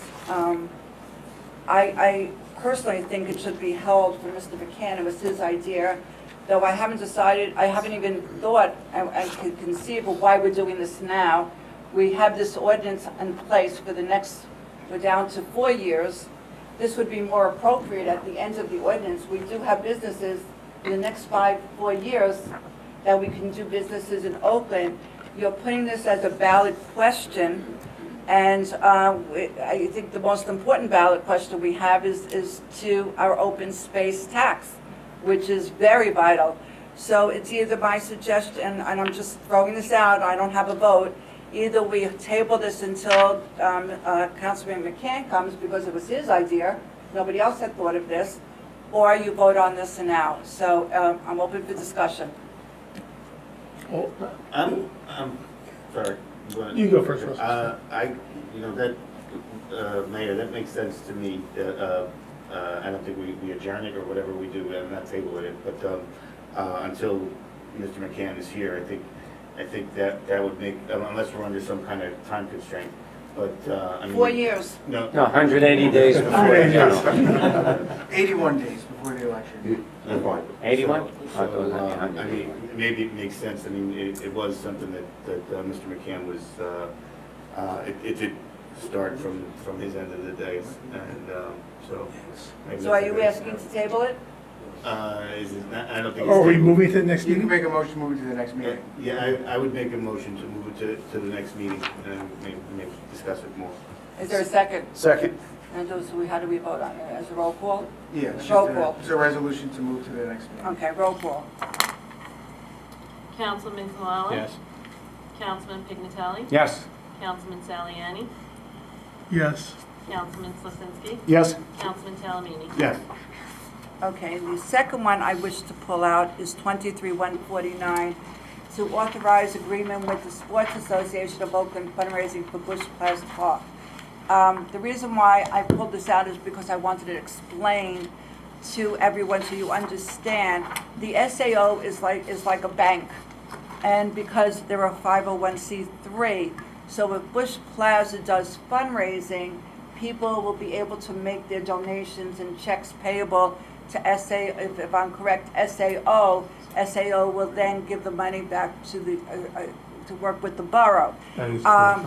And I am working with the Chamber of Commerce because they want to be a major fundraising arm for Bush Plaza. The businesses are very excited. I've been working with the president of the Chamber of Commerce. I am in constant daily contact with the Chamber of Commerce. We're going to get a lot of donations from businesses, and so it'll be going, I won't say funneled, because I think that's an incorrect word. I don't think that's the word to use, right? Mayor, we've done this several times, and I am a member of the SAO, so I'll be abstaining from the vote. Right, I We've didn't done want to this use the before. word funnel. I wanted to use like Denver Bank. They're going to, the people will make the money payable to Transfer. That's a good word, thank you. It's the I tax, couldn't think of the it's the tax exempt organization where they can donate. Right. So I just wanted everybody to understand what this resolution is doing. It's allowing us, I'm not going to say the word to use, it's allowing us to have people make their donations to SAO to work with us, and we're going to be getting a lot of donations. I was so excited working with the Chamber of Commerce on this, and it's going to be great. So with that, is there a motion to approve? So moved. Second. Any discussion? Everybody understands what this is? Thank you. Roll call. Councilman Kamala? Yes. Pignatelli? Yes. Saliani? Abstain, I'm a member of the SAO. Oh, I didn't know that. Yes, Slasinski? Yes. Talamini? Yes. Okay, the next one, Councilman Talamini wanted 23-152 pulled out, agreement to install water service lines of 9 FEMA Court. Just, is this a commonplace thing? I don't remember ever doing something like this before, that we had to increase somebody's water service. No, well, this wasn't if this was something that we required, we wouldn't be entering into a service agreement with the resident. They approached us wanting to increase the size of their water service. That would cause the DPW to have to do some work on our end with the line and the connection. No, we don't do this often, but there was another case last year where a person was on a corner and changed the location of their service line, and there was a service charge, and we entered into a similar agreement. So there is precedent for it in terms of this is the approach that we take. Why, do we know what the reason is that they need a larger? That I don't offhand. Are they paying for it? Yeah. Yes, They'll pay 1,000 what it'll cost the borough to do our part of the work. $4,619. Yeah, that's all, thank you. Okay, so you want to make a motion to approve? So moved. Second. Any further discussion? Roll call. Councilman Kamala? Yes. Councilman Pignatelli? Yes. Councilman Saliani? Yes. Councilman Slasinski? Yes. Councilman Talamini? Yes. All right, Councilman Talamini also asked to pull out 23-153. And then, so, This is to award contract to Dan Dressel for architectural services for repair of damage to the recreation equipment shed. Tree fell. so a tree fell on it, right? Yeah. Yes. Is insurance paying for this? Everything but our deductible, yeah. Okay, so, all right, that's, I just wanted to. That's it? All right, that was it. Motion, then? I make a motion. Second. Roll call. Councilman Yes. Kamala? Councilman Pignatelli? Yes. Saliani? Yes. Slasinski? Yes. Talamini? Yes. So now we have introduction of 3 ordinances. The first one is 23 Code 904. It's an ordinance amending Chapter 7, Section 16 of the Oakland Code related to permit parking. This has to do with the colony area by the park and parking to allow people, not everybody has enough room to park in their driveways. And after the last snow and tickets were given out, we had our traffic safety officer. I met with the residents. I met with the traffic safety officer, our police chief. I don't remember, Mr. Cons, were you down there at the time? Not the latest meeting. All right, and so that's what this is a result of. So is there a motion to introduce? It gives it, there's going to be discussion on this, right, Mayor? This is just to introduce. Okay. So moved. Now, you want to say something? We have a motion to introduce, and we have a second. We discussed introduction? No, I thought I said someone to introduce, then we have a discussion. I thought we have to, Right, we could discuss did introduction. we get a second yet? We have a second. I did, yes. All right. Yes. Go ahead. Councilman? Yeah, the only thing I want to say is I'd like to see it amended so that it excludes commercial vehicles, trailers, and RVs. I think if a resident is having an issue or problem with their personal vehicle, it's one thing, but I don't think that we have responsibilities as a borough to provide permits for commercial vehicles, trailers, and RVs in this situation, an emergency situation. We have to go back to the drawing board with the police. Mr. Kunz. Yeah, sorry, I'm just reading through the language. I think I understand what Councilman Kamalo wants to do. If we want to refrain from introducing this evening, we can go back and try to work up some appropriate language. And discuss it with the police. Mhm. Okay. Thank you. That's it. So we're not going to set a hearing date for this. Okay. So that is held. So the next one is 23 Code 905, amend land use short-term rentals. Just so everybody is aware, a resident had contacted me about a particular street where she lives, and she has young children. And the house across the street from her was fixed up by the owner of the house, and it looked like it was I think like a Cape Cod, if I recall, I think it was a Cape Cod. And what the landlord did was he made it into two separate units, like two apartments. And he was advertising it as an Airbnb, which we never really had an ordinance protecting our town from this. And it was advertised, and they would come and go. And these were two distinct families, which is a violation of our zoning code, not related, don't know who they are, and they would come and go like every month. There would be a new family, and some of the residents on that street were worried because the children they were young children, and walked to the elementary school in the neighborhood. And so I brought this up, and that's what this is all about. That's what the code 905 and 906 have to do with. It resulted from my going over to this house and actually seeing it, and I was shocked.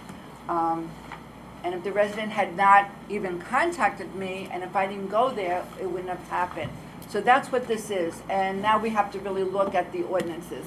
But that was the premise of why this is brought up now. So 23905 is an ordinance to amend, supplement, and revise the code of the Borough of Oakland, Land Use and Zoning, Chapter 59, by adding new Article 20, short-term rentals. So is there a motion to introduce? So moved. There is second. Second. Is there any discussion on this particular ordinance that you want to see any changes? We pointed out some interesting grammatical issues. So do we want to hold this and go back and look at this again, everybody review it again? I think that, Mayor, we had brought this up, or I had brought this up a couple of years ago, if you recall. And it just sat. And actually, you didn't want to move it forward, and the members of the council didn't want to move it forward at the time. But I think we need to be very careful on this. So if there are changes that are coming from the residents sitting in the corner over here, I think it certainly now is the time to put that into the ordinance, at least revisit it and have a real in-depth discussion about this. Because, I mean, we're also balancing people's personal property rights along with people that live in their neighborhood. So I think we've got to be very cautious as we go down this road. So what are you saying? Do we feel comfortable enough with the committee that address the young lady's concerns that she has over here? That's what I'm asking the council. I actually, Eric, Councilman Kamala, excuse me, to your point, I think we should, if we're going to do this, let's do it right and revisit it. All right, so is that the... Was that your point you were making, yes, Councilman Kamala? that is correct. Thank you for explaining it. All right. I agree. All right, so roll call.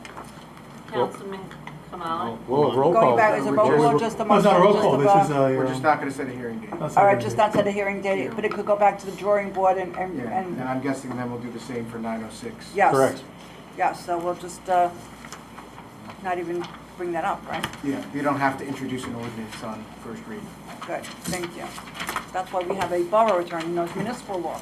Thank you. Try my best. Yes. All right, work session.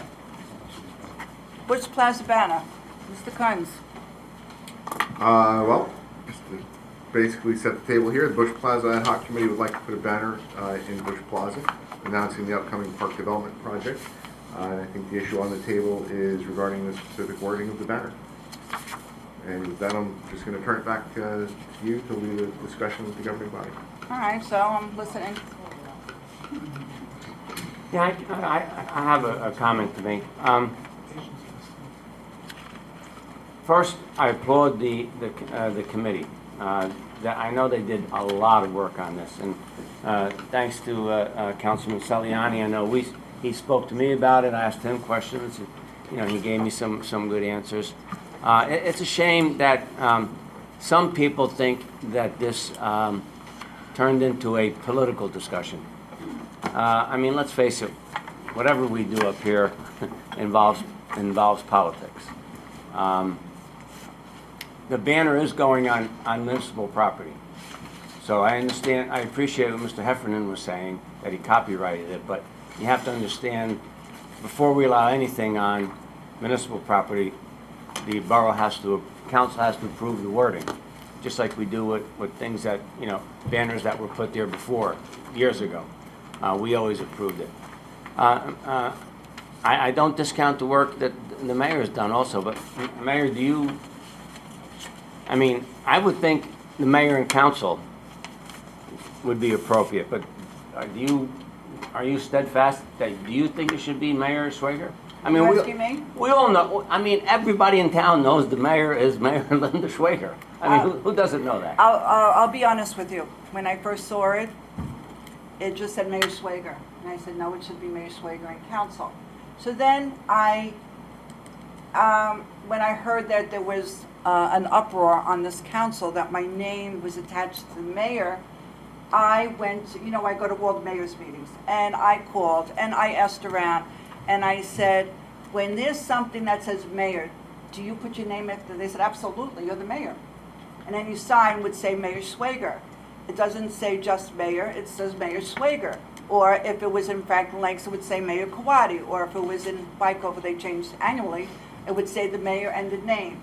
So I said, as long as it says my name and council, I said, that would be acceptable. I said, you can't just put mayor.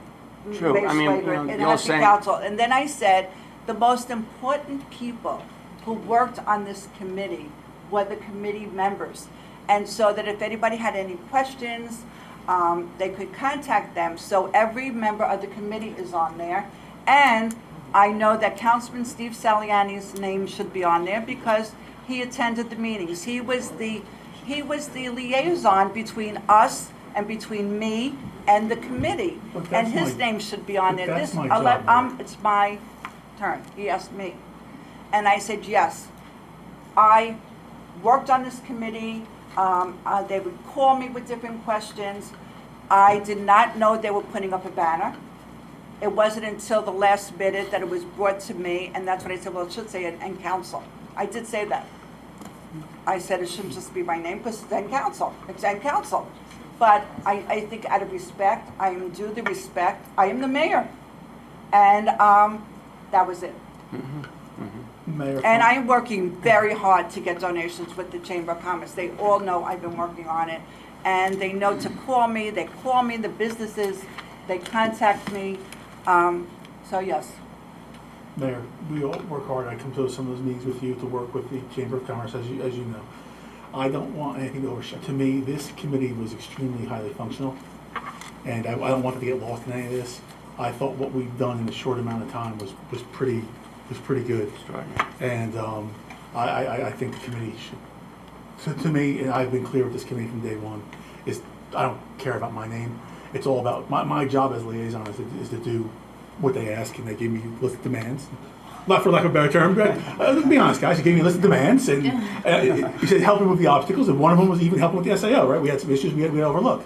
That's my job as a councilman. So I think in these type of things, we've had some discussions about volunteers for things in the past. I always think the focus should be on the volunteers to do the work, and not the political body. This is my personal view. It was not to be political. It's Okay. just that I've been working so hard with the businesses. I'm giving you my view. Well, it was asked about me. Okay. Yes, because they know I am the contact person with the Chamber of Commerce. I own a business in town. I've been working with them. We need their money. And if they saw my name, they're more apt to give to me. Not to give to me. I'm not taking the money. Go to the SAO. Right. It'll be transferred. So just, Right. just in my opinion, I think this is much ado about nothing. But Sure.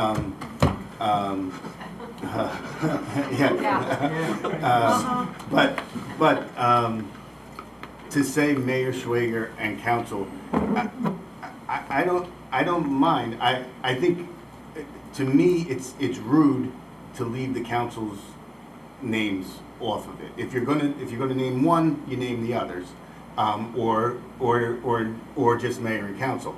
But to me, I would I would be embarrassed if I was the mayor and it said Mayor Talamini and council.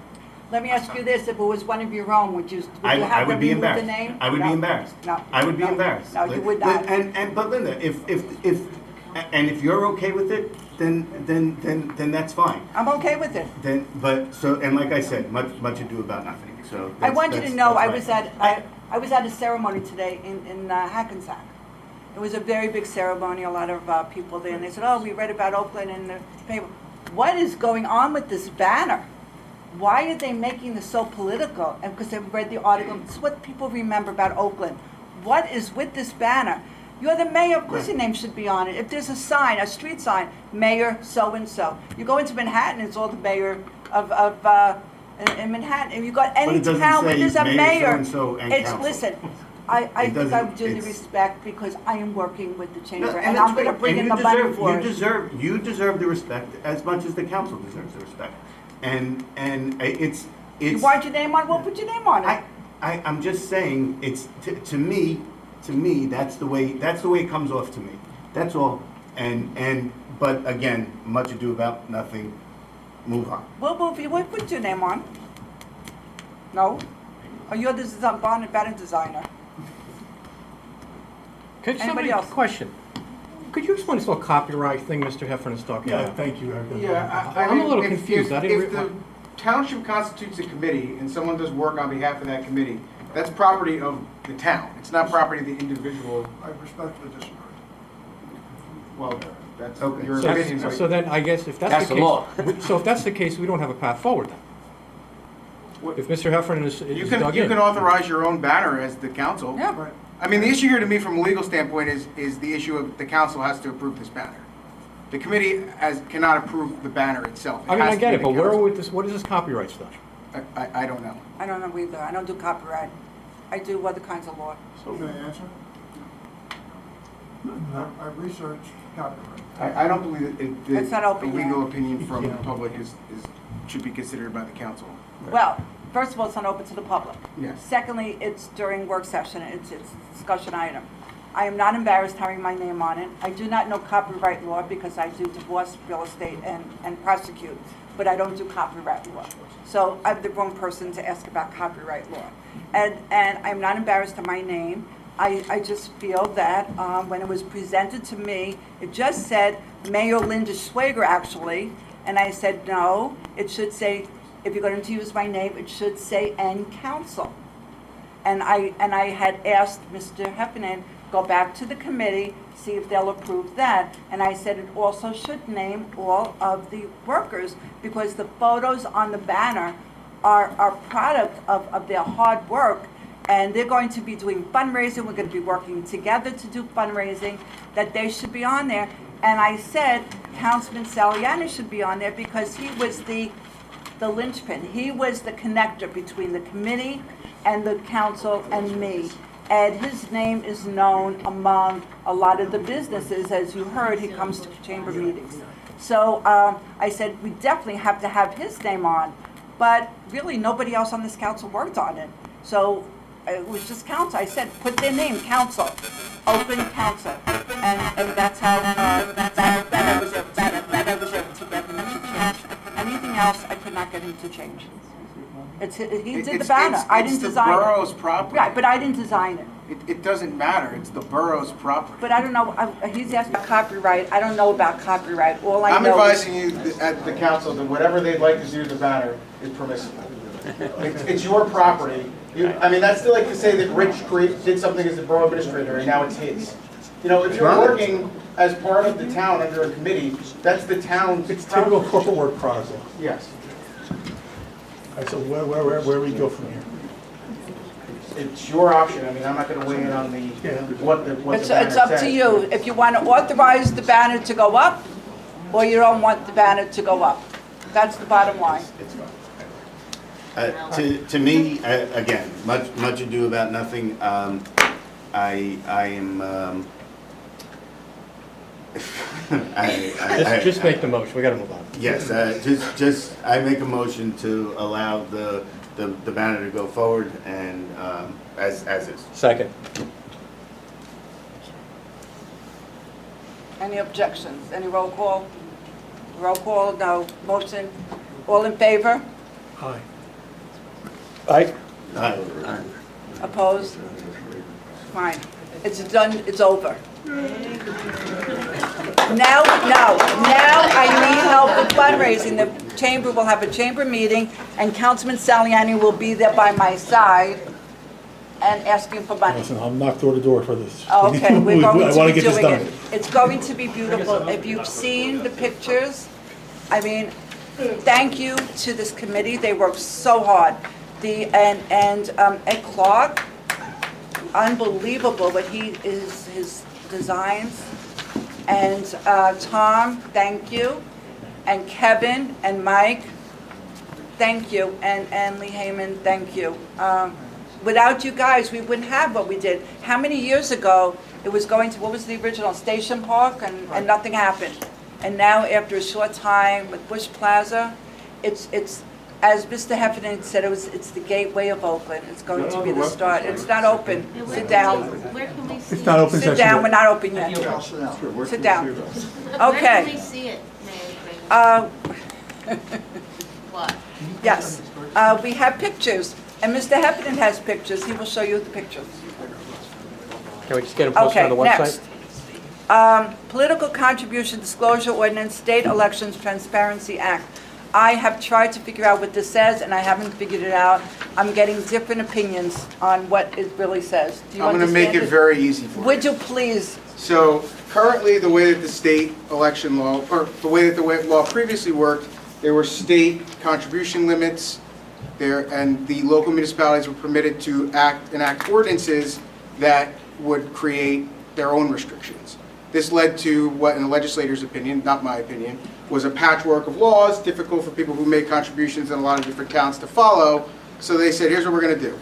We're going to increase all the donations, double the maximum donation you can give individuals. We're going to lower the threshold upon which those donations become reportable from $300 to $200. So now any donation over $200 is reportable. But we're going to eliminate this patchwork of local pay-to-play ordinances and declare that municipalities may not enact their own. So what's pay-to-play the ordinance. 600? That's what I got confused. On one hand, it's 600. On the other hand, it's 200. It's well, it used to be 300 and 300 for 600 for primary cycle, general Right. election cycle. Now it's 200 and 200. So you can So they only lowered give it. the reportable, but the maximum went from 2,700 a Right. cycle to 5,400 Got a it. So cycle. the 600 was just the number somebody threw out. Yeah, that for was the in our two local elections. ordinance. Right. So now the issue that we have is our local ordinance is in essence null and void. So whenever we hire somebody, let's say we go out for bid and it's an engineer or a any kind of contractor, we have the phrase pay to play. Yes. So that will all be eliminated now because we have to go by the standards of the state. So now our options as a borough are we can either leave our ordinance as is and it's null and void unenforceable, or we can clean up our ordinance to eliminate those sections which are not in compliance with the state It law. sounds like we should just And if you ask me repeal. what anyone's done, it's too Repeal. soon, no one's really done anything. So we I have- asked around, it's kind of a mixed bag of what. So we're not ready to repeal the ordinance? No, we can certainly work, I mean, not tonight, but you know. No, if we the- can't do it today. Well, it's only sections If though. if the council so directs me, I will look at the ordinance and determine what sections are non-compliance with the. So state anybody who statute. gives a campaign contribution, 200 or more, must be recorded, filed. Yes, but now there'll be no local prohibition that would say, I think it's Right. over 600. So why you did they can't- reduce it from 300? Because before this year, if you gave 300 or less, you didn't have to report the name. And again, That this was is the the legislator's compromise? logic, not Oh. mine, is that we're making more people report their donations, Oh, but that we're was the allowing a higher. transparency Yes. that they were saying, got it. I think we should repeal and adjust our ordinance as needed where we can. Yeah, I think we need to clean it up. So Yeah. the council so directs me on. Don't leave something that's not on the book that we can't use. But I wouldn't recommend a wholesale repeal because there's certain portions of that ordinance. We still don't know what that they're gonna would- do, because No, no, he it's didn't sign, passed. did No, he? he passed it. Oh, he did The sign. issue that we have on a local level is that it's a long encompassing ordinance. Right. And some portions have to do with RFQ process Right. that they shouldn't be repealed. Right, So but we need to sit- did the governor actually sign it? Yes, the I governor wasn't signed sure it. you signed it. Okay. About 2 weeks ago. So He there's did really sign it. been not a lot They're of, keeping it quiet. Yeah. That's because of the lawsuit. I don't know why they're keeping it quiet, but they're keeping it quiet. Okay. All right. So everybody wants the attorney to work on it? Yes, please. Please. Okay. Anybody have new business? Yes. Yes. Since we're talking about signs, I got a request from the Oakland Arts Committee. They'd like to put up a sign in Bush Plaza promoting the arts in Oakland. They had one up there 2 years ago. If everybody remembers, this would have kind of looked like. I could certainly pass it down to everybody. They just got to make some changes to it, and it has to, because it's there's a time limit on it. They like to have it go up as early as May. It's promoted for 30 days for the arts in Oakland. Anybody have a problem? Nope. Yeah, it's 48 by 24. Oh, it's very pretty. Everybody, Can we see it? everybody see this? It's going to be going to be changed a little bit. It'll be bigger. It'll be a little bit different than that, but that's the. It's very pretty. Did you design it? Where is this going? I'm sorry. Bush Plaza Bush Plaza. with all the signs. In front of the other sign. That wasn't meant to be funny. I missed the comment. Councilman Kamala, I missed the comment. I don't think anybody has a problem with that. It's very nice. Our And name's it's right on ours. it, right? That was great. The arts. Thank you. Everybody's name. Everybody's name is on it. That's right. That's right. Only Russ. Just me. Any, Mayor, I have- So do we I need have- to approve this? oh, you have to do business. Go ahead. For a change, I have new business. Following the last council meeting, I called Kusala Care's attorney, and they have withdrawn their tort claim notice, Oh, Yes. yes. which I provided a memo to you guys on, but I Yes, just wanted to yes. make that part of the I record. asked, that's some new business Yes. also. So my daughter's in high school, Oh. she's on a committee, they're trying to get a law passed making not wearing your seatbelt in the back seat Is she going to join the mock trial next year? I could ask her. Yes.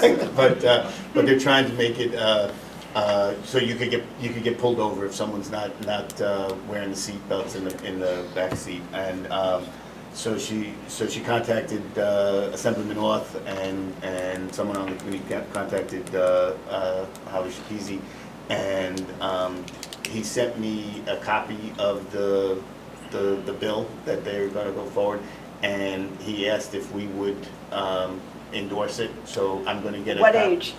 I'll find out. Just remember it because of children in the back. Right.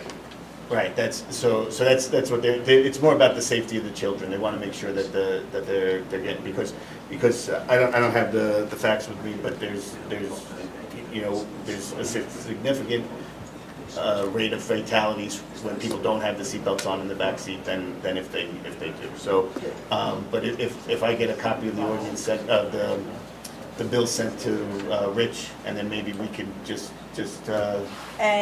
And I'm on the legislative committee of the League of Municipalities, and our next meeting is in June, and that bill will probably be brought up, the proposed bill, and then I will talk about it. Then it comes from Oakland. Okay, and then they were also saying maybe they would present something at the mayor and council chamber, the committee in schools. So I said, when you guys, Absolutely. yeah, I said, we'll but so I'll get you the information, Rich, and then whatever we have to do. And I'm going to look for her name next year. All right, thank you. Any other new business? And new business, just the open to the session, open to the public. We say 3 minutes. Nobody hits the 3 minute mark. Most people are around 5 minutes. Do you want me to bring a timer in? Maybe a timer would help. I don't know if we want to increase it to 5 minutes. The time. No, we don't. But or just be more aggressive as the mayor and say, hey, we have 3 minutes. I will bring a timer in. I'm not.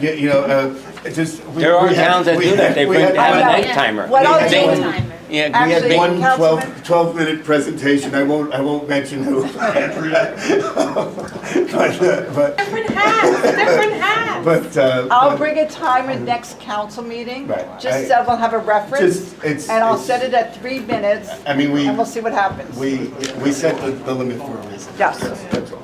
That was it, thank you. All right, I'm writing a note, bring a timer. It's on your phone now. Okay, anybody else have new business? Anybody have old business? Yes, Mayor. Yes. Once again, a question for Mr. Ukemic regarding the streets, paving schedules. I've been asking every meeting for the last couple of months. Do you have an update on that? Well, I think the mayor talked about it in her opening remarks. I'm kind of disappointed with PSE&G and their notifications. I suggested to Mr. Coons today that we get a meeting with them to find out precisely what their schedules are, because by this time we were expecting their roads to be fully paved by this time. So we'll move up on that. I will follow up with our inspectors out at the sewer project on efforts with that. I've been talking with Mr. Connolly on the resurfacing of Franklin Avenue, and that trench there, we are going to plan on having a meeting with the county road department, our inspector, and the contractor to address that as well. Thank you. Hopefully by next meeting in 2 weeks, I'll have a more productive report for you. And just another follow-up, what's going on with the trenching underneath the railroad? The president of the railroad got back to me today. Unfortunately, their engineer is on vacation this week or away, so it's another delay. I believe he promised that he will look at it. It's the third time that the railroad is looking at it. So we'll follow up with the railroad again early next week when their engineer is back. There's only one engineer for the entire railroad. Okay. So I did have another follow-up question, because we are doing the horizontal drilling on the railroad, and it's only to fit the size of the force main that's currently going down for the existing sewer plant. Does it make sense to put a, can't call it a pipe, but a sleeve, since they're doing the horizontal drilling anyway, and in the event that the state goes through, we just simply lay that second pipe in there and keep it dry on a change order? You've asked me this several weeks ago. I've talked with our resident engineer about that. I would say under other circumstances, that is a viable option. However, right now, we're trying to control costs on this project. Other costs have been upward pressure escalating, and it's not a recommended to ask this particular contractor to do that at this time. Okay. So what is... It's a cost. It's a cost. I understand that, but with the cost issue right now, to put the one pipe in, it's going to cost approximately how much? Just the labor, not the pipe. I don't know. I did not get a specific number from my resident engineer. He just gave me that opinion. Okay. Yeah, Eric, if I can too, I Yeah. spoke with Giselle Diaz about this.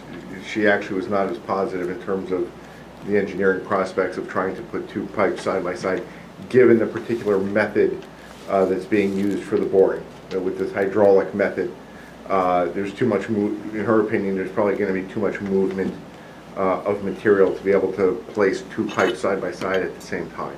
Okay, I mean, the reason I'm bringing it up is, I mean, it certainly is if it is a viable option, it gives us an opportunity to save on the labor cost to just put the damn dry pipe in there, be done with it. Yeah, and then when it's I time to connect understand. without... And we probably had those discussions as we were planning this project. If you recall, we were looking to stub certain lines, size certain things for future growth.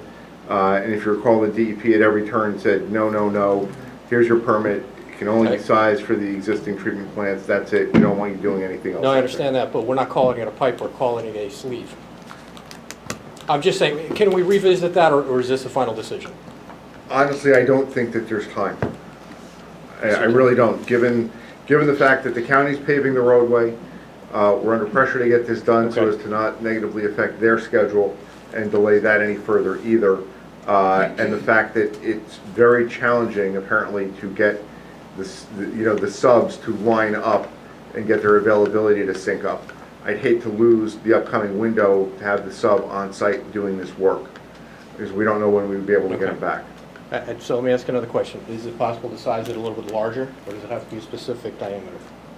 they would have to be separated. The force main has to be separated from the gravity line, so it has to be two separate sleeves under the railroad. And I would also offer that that other sleeve that you're talking about, that cost would probably be less at a future date as part of an overall project to bring the sewer from roughly the Exxon station down to Portobello's.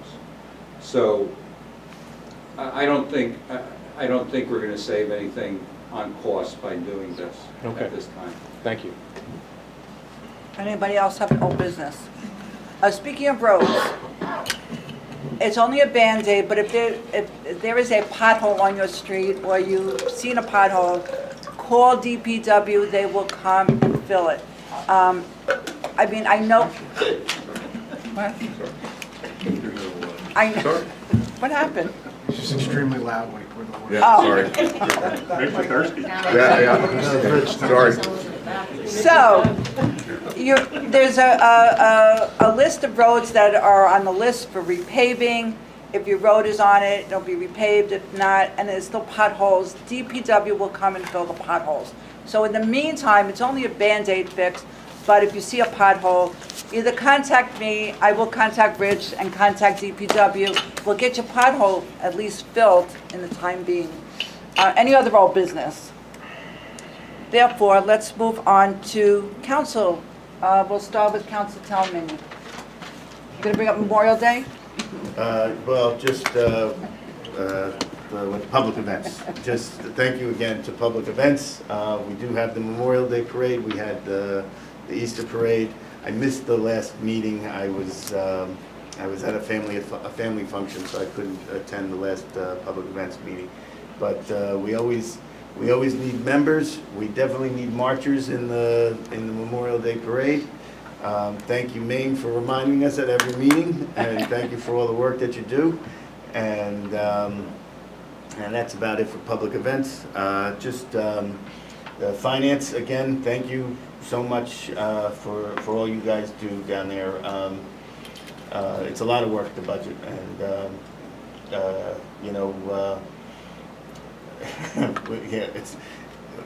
we tend to take credit when things are done well as a council, but without you guys, we'd be lost. So thank you for that. And Thank you. and then with the schools, the school budget was presented last night. I wasn't able to. I was working last night. I was planned on going to the meeting, but I was working.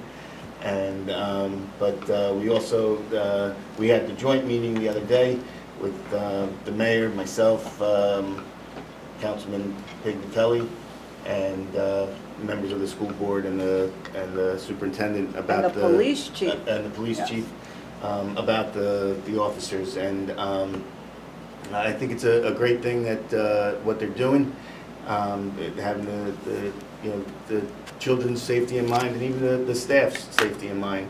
It's important, and the police will do more than policing. They will be helping kids and just being role models and stuff like that.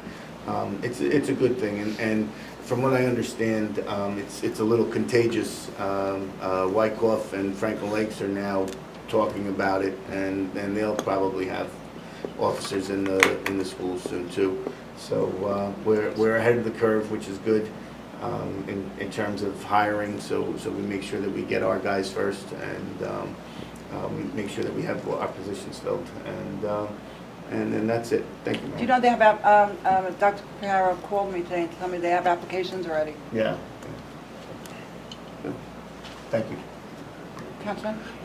Okay, got a little zoning board problem. We currently have 3 vacancies. We had 2 resignations. We have 4. Well, the 4th one hasn't taken place yet. That'll be next month. So if anybody's interested in serving on the zoning board, now's the time to send in, go on the website, get your citizenship leadership form, and really take an active role in the community. It's between the planning board and the zoning board are probably one of the 2 most important boards that really shape the direction that this town goes in. So if anybody's interested, please do sign up. For the green team, they did have their styrofoam collection last Saturday or last Sunday. They serviced about 100 residents, so about 100 cars came through. They filled 2 dumpsters and, with the weight of approximately 500 pounds of styrofoam that was collected in town. So I want to really thank the Green Team for the wonderful work that they did, and it was I would say it's a very successful program. There's also another one coming up. I want to say in about a month or 2. So this is a secondary one taking place. Bird watching, as the mayor alluded to that, bird watching is going to be on April 29th, 7:30, Great Oak Park. There's also another one on May 13th at 7:30 at Great Oak Park. So if anybody. A.M. 7:30. A.M. Right. Make sure people are starting up p.m. Well, birds are in bed by 7 o'clock at night. I mean, I guess it makes them easy to see. I mean, so it'll be 7. So there's 2 of them, the 29th and the 13th. Also, just to reiterate, the Flow Film Festival is going to be Saturday, June 3rd, Veterans Park. 7 p.m. will be the EV Green Fair, followed by 8:15 is going to be music, and 8:30 is going to be Clatty with the Chance of Meatball is going to be a movie. Also, OEM, as the mayor indicated, there's going to be a Skyline Drive cleanup at 9 to 1 p.m. It's only open to members of the Oakland OEM. It is it's pretty dangerous working on the highway up there. So they're going to be working out. That's a yearly drill that they do every year. Also, they had a meeting last week as well, and they're planning an all-hazards drill at Brown Chemical with all the agencies, Oakland Police, Fire, EMS, and everybody else. And also, the Green Team wanted me to remind everybody of the pollinator native plant sale is still going on. They'll be delivered to you on 5/20. For more information, go to Oakland NJ Home and web forms of pollinator plants. Thank you, Mayor. That's all I have. Thank you. I'd like to give kudos to the Green Team. I was at the Styrofoam collection day last Saturday. Just to remark, people store this Styrofoam for months because they don't want it to go into the garbage stream, solid waste stream.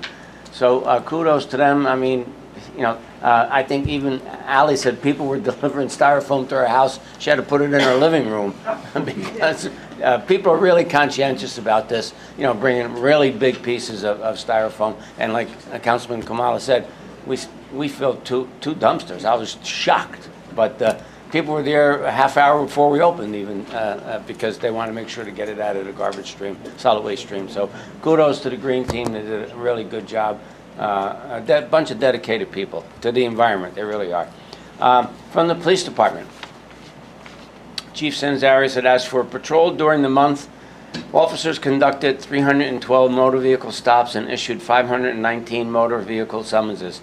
Also, officers made 1 arrest for driving while intoxicated. As the weather becomes nicer, more people will be spending time at Oakland's recreation fields and parks. Please remember to protect yourself against vehicle burglaries. Criminals will target these areas because they know vehicles will be left unattended for significant periods of time. Always lock your vehicle and place all valuables out of sight.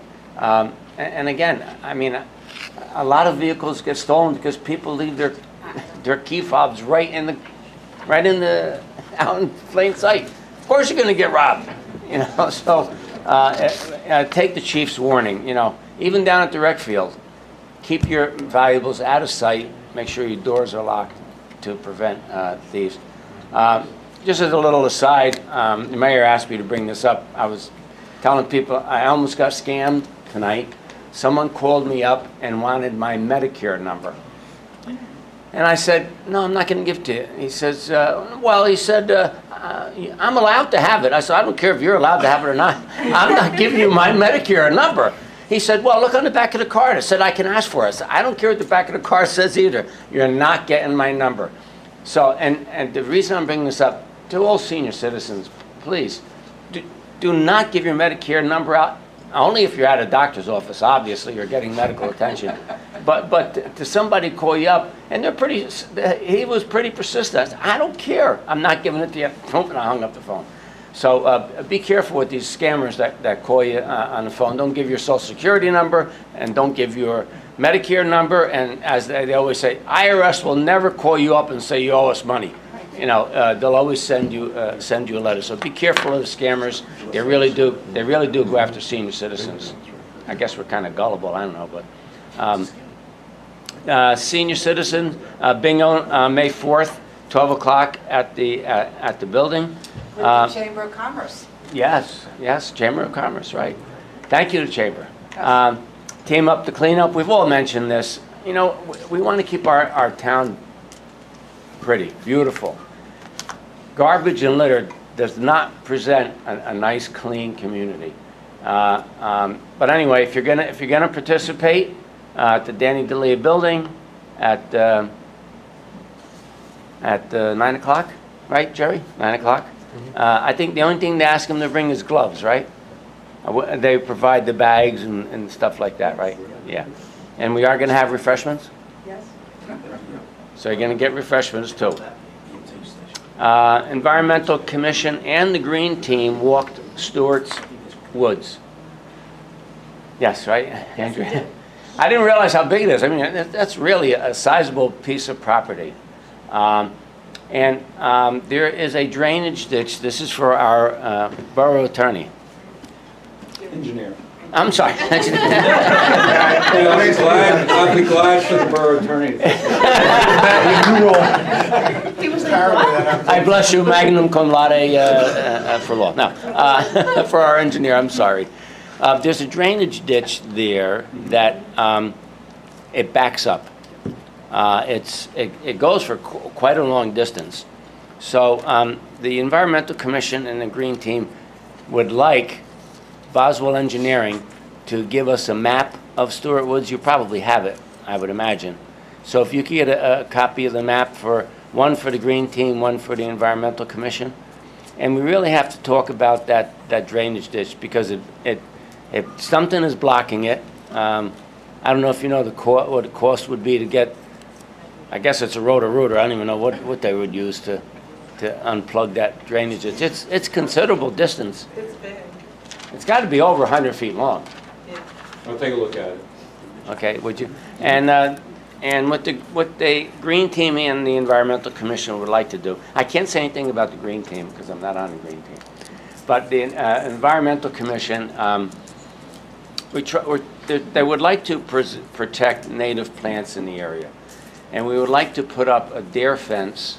Ed Clark gave us an idea of what kind of fence to get and what the cost would be, but we'd have to present that, I guess, in next year's budget, unless, I don't know, Mr. Coons has. Where are you putting up the fence? And we haven't decided, but that's why we want the map. Oh, in Stewart Woods? In Stewart Woods, yeah, not the whole area, like a. It's an interior part. Yeah, like. It's an interior part, yeah. Maybe 50 feet by 50 feet or 50 by 100, something like that. Because there are some really beautiful native species in there that the deer just consume everything that's in sight. If you have flowers and stuff on your property, you know what I'm talking about. And that's it. Thank you. Thank you, Mayor. Councilman? Thank you, Mayor. From the Oakland Communications Commission, the various committees are continued to ask for volunteers. So if you're interested in joining this great group, their next meeting is on Monday, May 1st at 7:30 here in Council Chambers. For my library update, tomorrow at 10:30 they'll be having the TOTS Library Club. On Friday morning at 11 they'll host terrific 2s and 3s story times. On Saturday at 10 they will welcome John the Science Guy and his STEM programs for kids. On Sunday at 3 they will have a performance by the incredible Ramapo Valley Chamber Ensemble. This collection of musicians represents a group of incredibly talented individuals and should not be missed.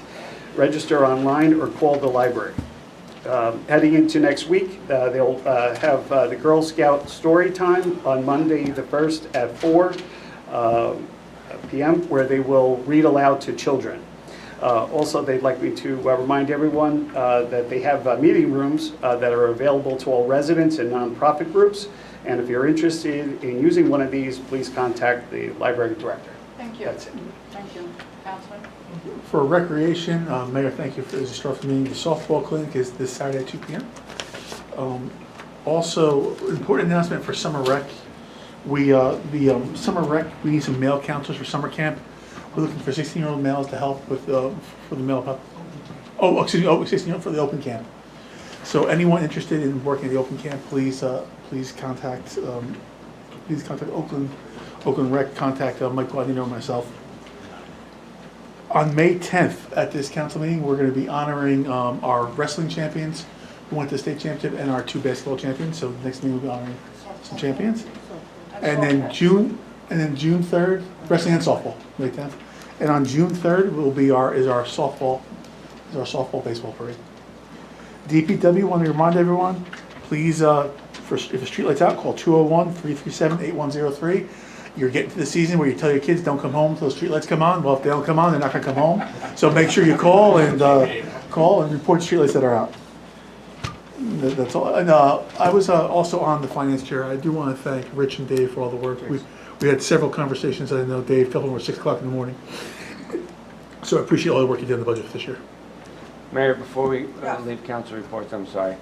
One item on the vacancies on the Board of Adjustment, Zoning Board of Adjustment. Some people resign because there's a law in the state of New Jersey that we have to disclose all of our finances. I have to tell them how much my wife makes, where we have, how much money we have, property we have. And some people... Not the amount, I'm sorry, no. Just the sources. Just the source, I'm sorry. Any honorariums So if you or make $1 million, you don't have to No, report no, that. that's right. Well, then at least I'm happy I don't have to report that. But anyway, no, but in all seriousness, it's a shame we lost some good people, some really good people. We really tried to encourage people who have experience in building, construction, et cetera, to volunteer because they can really understand what's being presented to them as far as meets and bounds, zoning laws, building laws. As a matter of fact, even the one builder is actually helping people. You don't really need to do this. It'll save you a little bit of money to do that. So it's a shame that we lost those people. But as Councilman Kumala said, please, we need people on the board with experience. Please step forward. We really, really need you. Thank you, Mayor. Just to add on to that, the zoning board of adjustment, and the board of zoning adjustment, you're the ones who are the direct communication with the residents. You want to build an addition, you want to put up a fence, you want to add on, you want to open up something, a particular business that is not in the zoning of that area. You are the people who make that decision. There are 3 definite people who resigned, 3. The 4th one, as I was saying to Councilman Kamala, she is moving out of town eventually, either this month or next month. So there will be 4 vacancies. I don't know if they're going to be able to have enough people to hear. I don't know what applications are coming before the zoning board. We really do need volunteers. It's once a month on the 2nd Tuesday night of the month. Need women.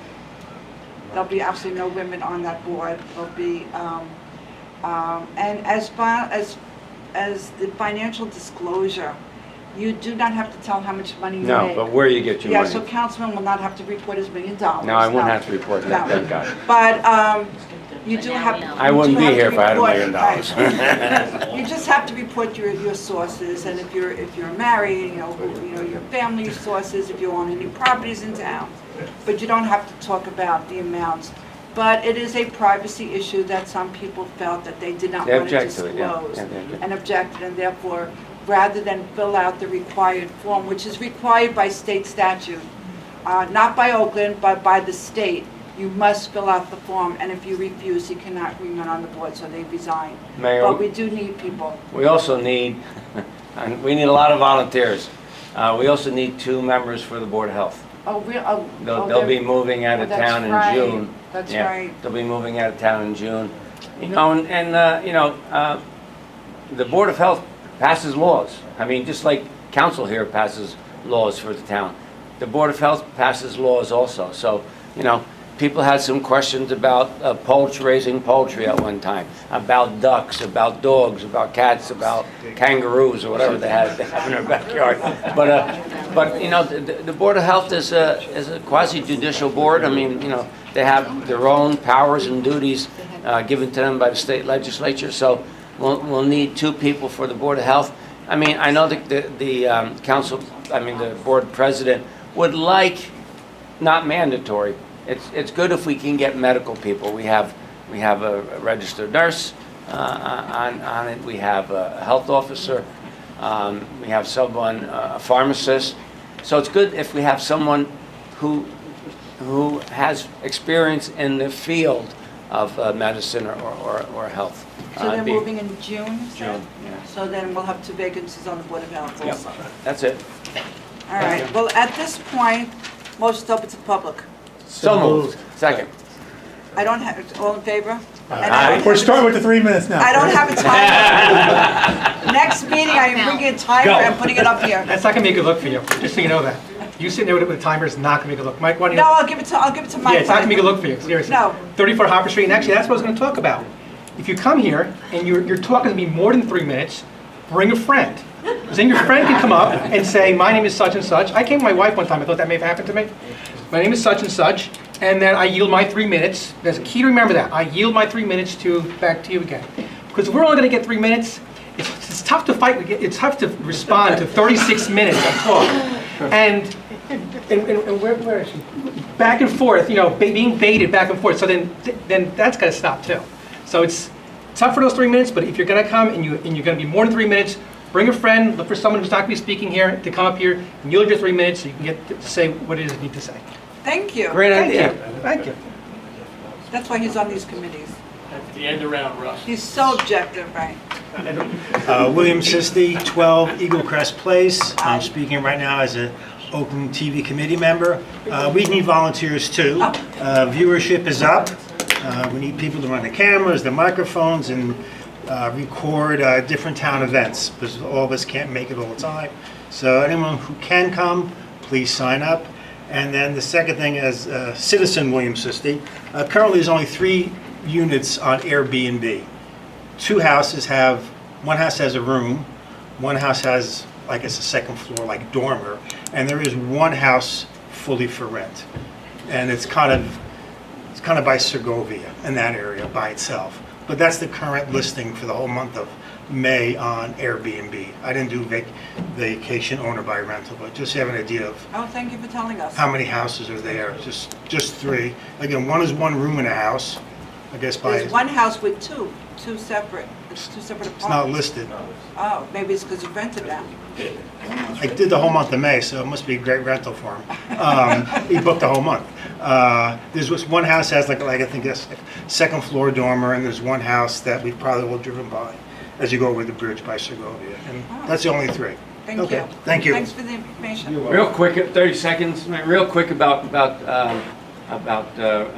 rentals and volunteers. Renters and volunteers? Well, no, I agree with him about the rentals. Just a point of information. Yeah. That's all. But the issue about volunteers, when I worked in public health and I surveyed a lot of towns about costs, towns that have volunteers, taxes are lower.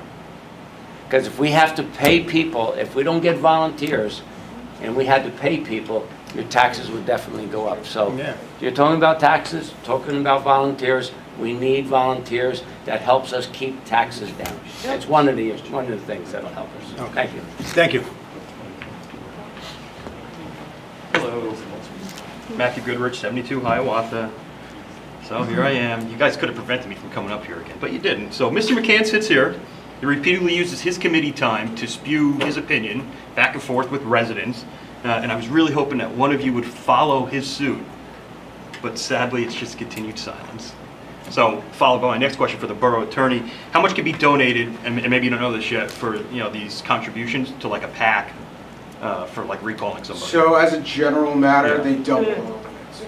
I don't know. No limit, you said? No, whatever the limits were as a general matter, they doubled them. I don't remember exactly, because there's all kinds of PAC to PAC, Right. the candidate, Yeah, all yeah. that kind of stuff. Okay. All right. Thank you. I appreciate it. But all that's on ELEC's website with really nice tables that are easy to read. Main 187 West Oakland Ave. I just want to remind everybody that the Legion Hall is going to have their breakfast Saturday, and I forgot to announce The is it Marine this breakfast. Saturday? The Marine breakfast. Oh, This yeah. Saturday? Yeah. Oh, I forgot to announce, what is the time? It means 8 a.m. to 12. 8 Oh, to I 12. can't believe they're back. That's right, I announced at the last And it's meeting. such a good breakfast. Cost is Really, $18. Oh, it went up? When- When will the planning board be meeting considering the cannabis building? I don't think they made an application yet. Because we meet the second Thursday of the month. Mayor, I got the impression it's going to be months. Yeah, Maine, they have to get their license. They have to get the license first. Okay. All right, thank you. Ann Cedar, 33 Wendy Ridge. So, every first open public session, I always ask about the Patriots Way Bridge, and then I wait to the end for the update. No, there's never an update given, and then I come back up here, and then I ask for the update, and I just feel, and listen, I know everybody appreciates that it's a problem, but I feel like I shouldn't have to come up and ask for an update again. I know we get updates about everything, the roads, which are very important. I'm not saying that we shouldn't. We talk about the roads a lot and all the other issues, and I'm telling you, the Patriots Way Bridge is an issue, and we're entitled to an update, and I shouldn't have to ask twice in the same meeting, every meeting. This happens every time, except for I think the last time. Please, just make it part of, I don't know what part of the meeting you need to give the update, but just make it part of that, so I don't have to come up here again and ask for it. Thank you. I apologize to you. I thought the engineer was going to give the update. No, I'm looking for your lead, Mayor, so I'll give it now. We'll wait till we close. Oh, I'm sorry, Mayor. There's a time and place for everything. Anybody else wishing to speak? Kevin Heffernan, 40 Grove Street, Oakland, New Jersey. I'd just like to thank the council for discussion and vote on the banner. The council's done, the right thing, and it's never been here, and council recognizes that. Thank you very much. Mr. Heffernan, I'd just like to apologize. That was not an attack on you. I was simply stating my legal opinion. Thank you. I accept I appreciate your work on the committee. I didn't mean to make that as a personal attack on you. It was just my disagreement with your legal analysis. I did appreciate that as a personal attack. Great. But thank you. Anybody else? Motion to close. So moved. Second. All in favor? Aye. Now, John. Okay, Mayor, I believe the question was with regard to the orange barrels that were placed on the bridge recently. I think the question was, and correct me if I'm wrong, is anybody inspecting the orange barrels, or the reason why the orange barrels are there? The reason why they're there. The reason why the orange barrels are there to protect traffic from traversing over the beams that are on the extreme outside of the roadway. They're very deteriorated. We've been recommended by the state inspector to cordon that area off so that the live load of vehicles do not travel over the top of it. And if we do that, then it's considered safe. The next time that those beams will be inspected is, I believe, going to be a year from the last inspection, which was in July of 2022. So in July of 2023, the state inspectors will come out again, because as a priority bridge, the 2-year cycle is shortened now to 1 year. So that answers that particular question. And the one about with Kevin Boswell and And Mr. Boswell has been in contact with the highest levels of the DOT, and they are still working on a financing plan. Haven't finalized it for funding the bridge replacement. Nothing to report further. In other words, we can't get 7 million in 1 year. So we're working on 8 million, Mayor. We lost the 8 million, we're at 7 million, to be honest with you. But instead of asking for 7 million, our engineer, we had the conference call, our engineer is working with the DOT commissioner about working on a payment plan, like I do in court. It'll be a payment plan, some million 1 year, then in each budget cycle. So we're working on that, but we're working on everything together. Mayor, could I comment, please? Please. Now that we brought it up, the price of this bridge repair has gone up considerably. And as we said before, it was always said to us, if you go ahead and put any money into it, it'll make you ineligible for any grants. Well, I think we got a Fisher Cup bait. I mean, the bridge needs to be fixed and made safe. I think we need to say, you know, I appreciate Kevin Boswell's efforts, but I think we got to set a date. We got to say, like, look, by June 1st, if you don't have an answer, we got to move forward. Yes. We have to move forward. I'm nervous about the bridge. You know, I know we're doing what we should be doing to lighten the, not lighten the load, but to make it easier. But I cannot stand every month putting it off. Councilman, the commissioner is very much aware of it. Yeah. She knows we need the money. She knows we need the bridge. And they all know that once we start the shovel, we are shovel ready. And once we start digging, that's it, we get nothing. But So I think we have to allow just a little bit more time for Okay. the commissioner. She is working with us now. We finally have the top person who is trying to work out a payment schedule. So yes, we have a deadline. But this is what gets me. New Jersey got $6 billion for COVID. They spent $1 billion. So Listen. now we have $5 extra billion. I complain. They can't give us $8 million for the damn bridge. I mean, what do they do with this money? It's, we're not talking about a couple $100. $6 billion, a lot of money. Why can't we get $8 million for a safety issue? It's beyond me. Talk about politics. I hope to hell. I'm sorry about that. I hope to hell it's not about politics, about what town has more Republicans or Democrats in, who supports the governor, who doesn't. It's not, They got $6 billion. Give us some of the damn money because it belongs to us. It doesn't belong to the politicians. It's not the political party of the town, it's the makeup of the town. That's determining who's getting the money and faster. So we'll leave it at that. All right. Disgusting. Yes. Mayor? It's disgusting. It is. Bills to be paid. Mayor? Yes. I would just like to address this lady's concern. I'd like to see next meeting's agenda modified after ordinance, that we get an engineer's report every meeting going forward. He does give it, who used to read it? Right, yeah, but it should be on the agenda. So now we're going to, if we can add it as a line item on the agenda. Sure. So right after ordinances are passed, we get an engineer's report for anything that's going on. Could do it right in the beginning so that they know. Okay, because this, we do it, as Who said long as we get it something? down the Why don't we agenda. just do it during the rest of the reports? That's fine. It's But part it's- of the reports. Yep, that's it. And That's fine. that's why I apologized, with everything that happened. But we should type it on the agenda Put it so on the Ann agenda. knows if we're Put doing that, it. Thank you for that. Yeah. We'll be back on Monday. Oh, it's coming back Monday, okay. All right, bills to be paid. Bills to Councilman? be paid, $2,592,531.71. So moved. The second? Second.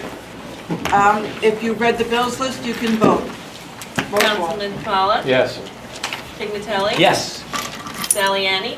Yes. Lizinski? Yes. Talamini? Yes.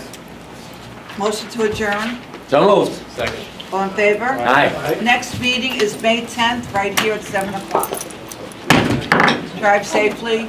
Remember, Hiawatha is closed 8 to 4. Are the cameras off, so I can between- accost you? Between Seminole and Franklin Ave.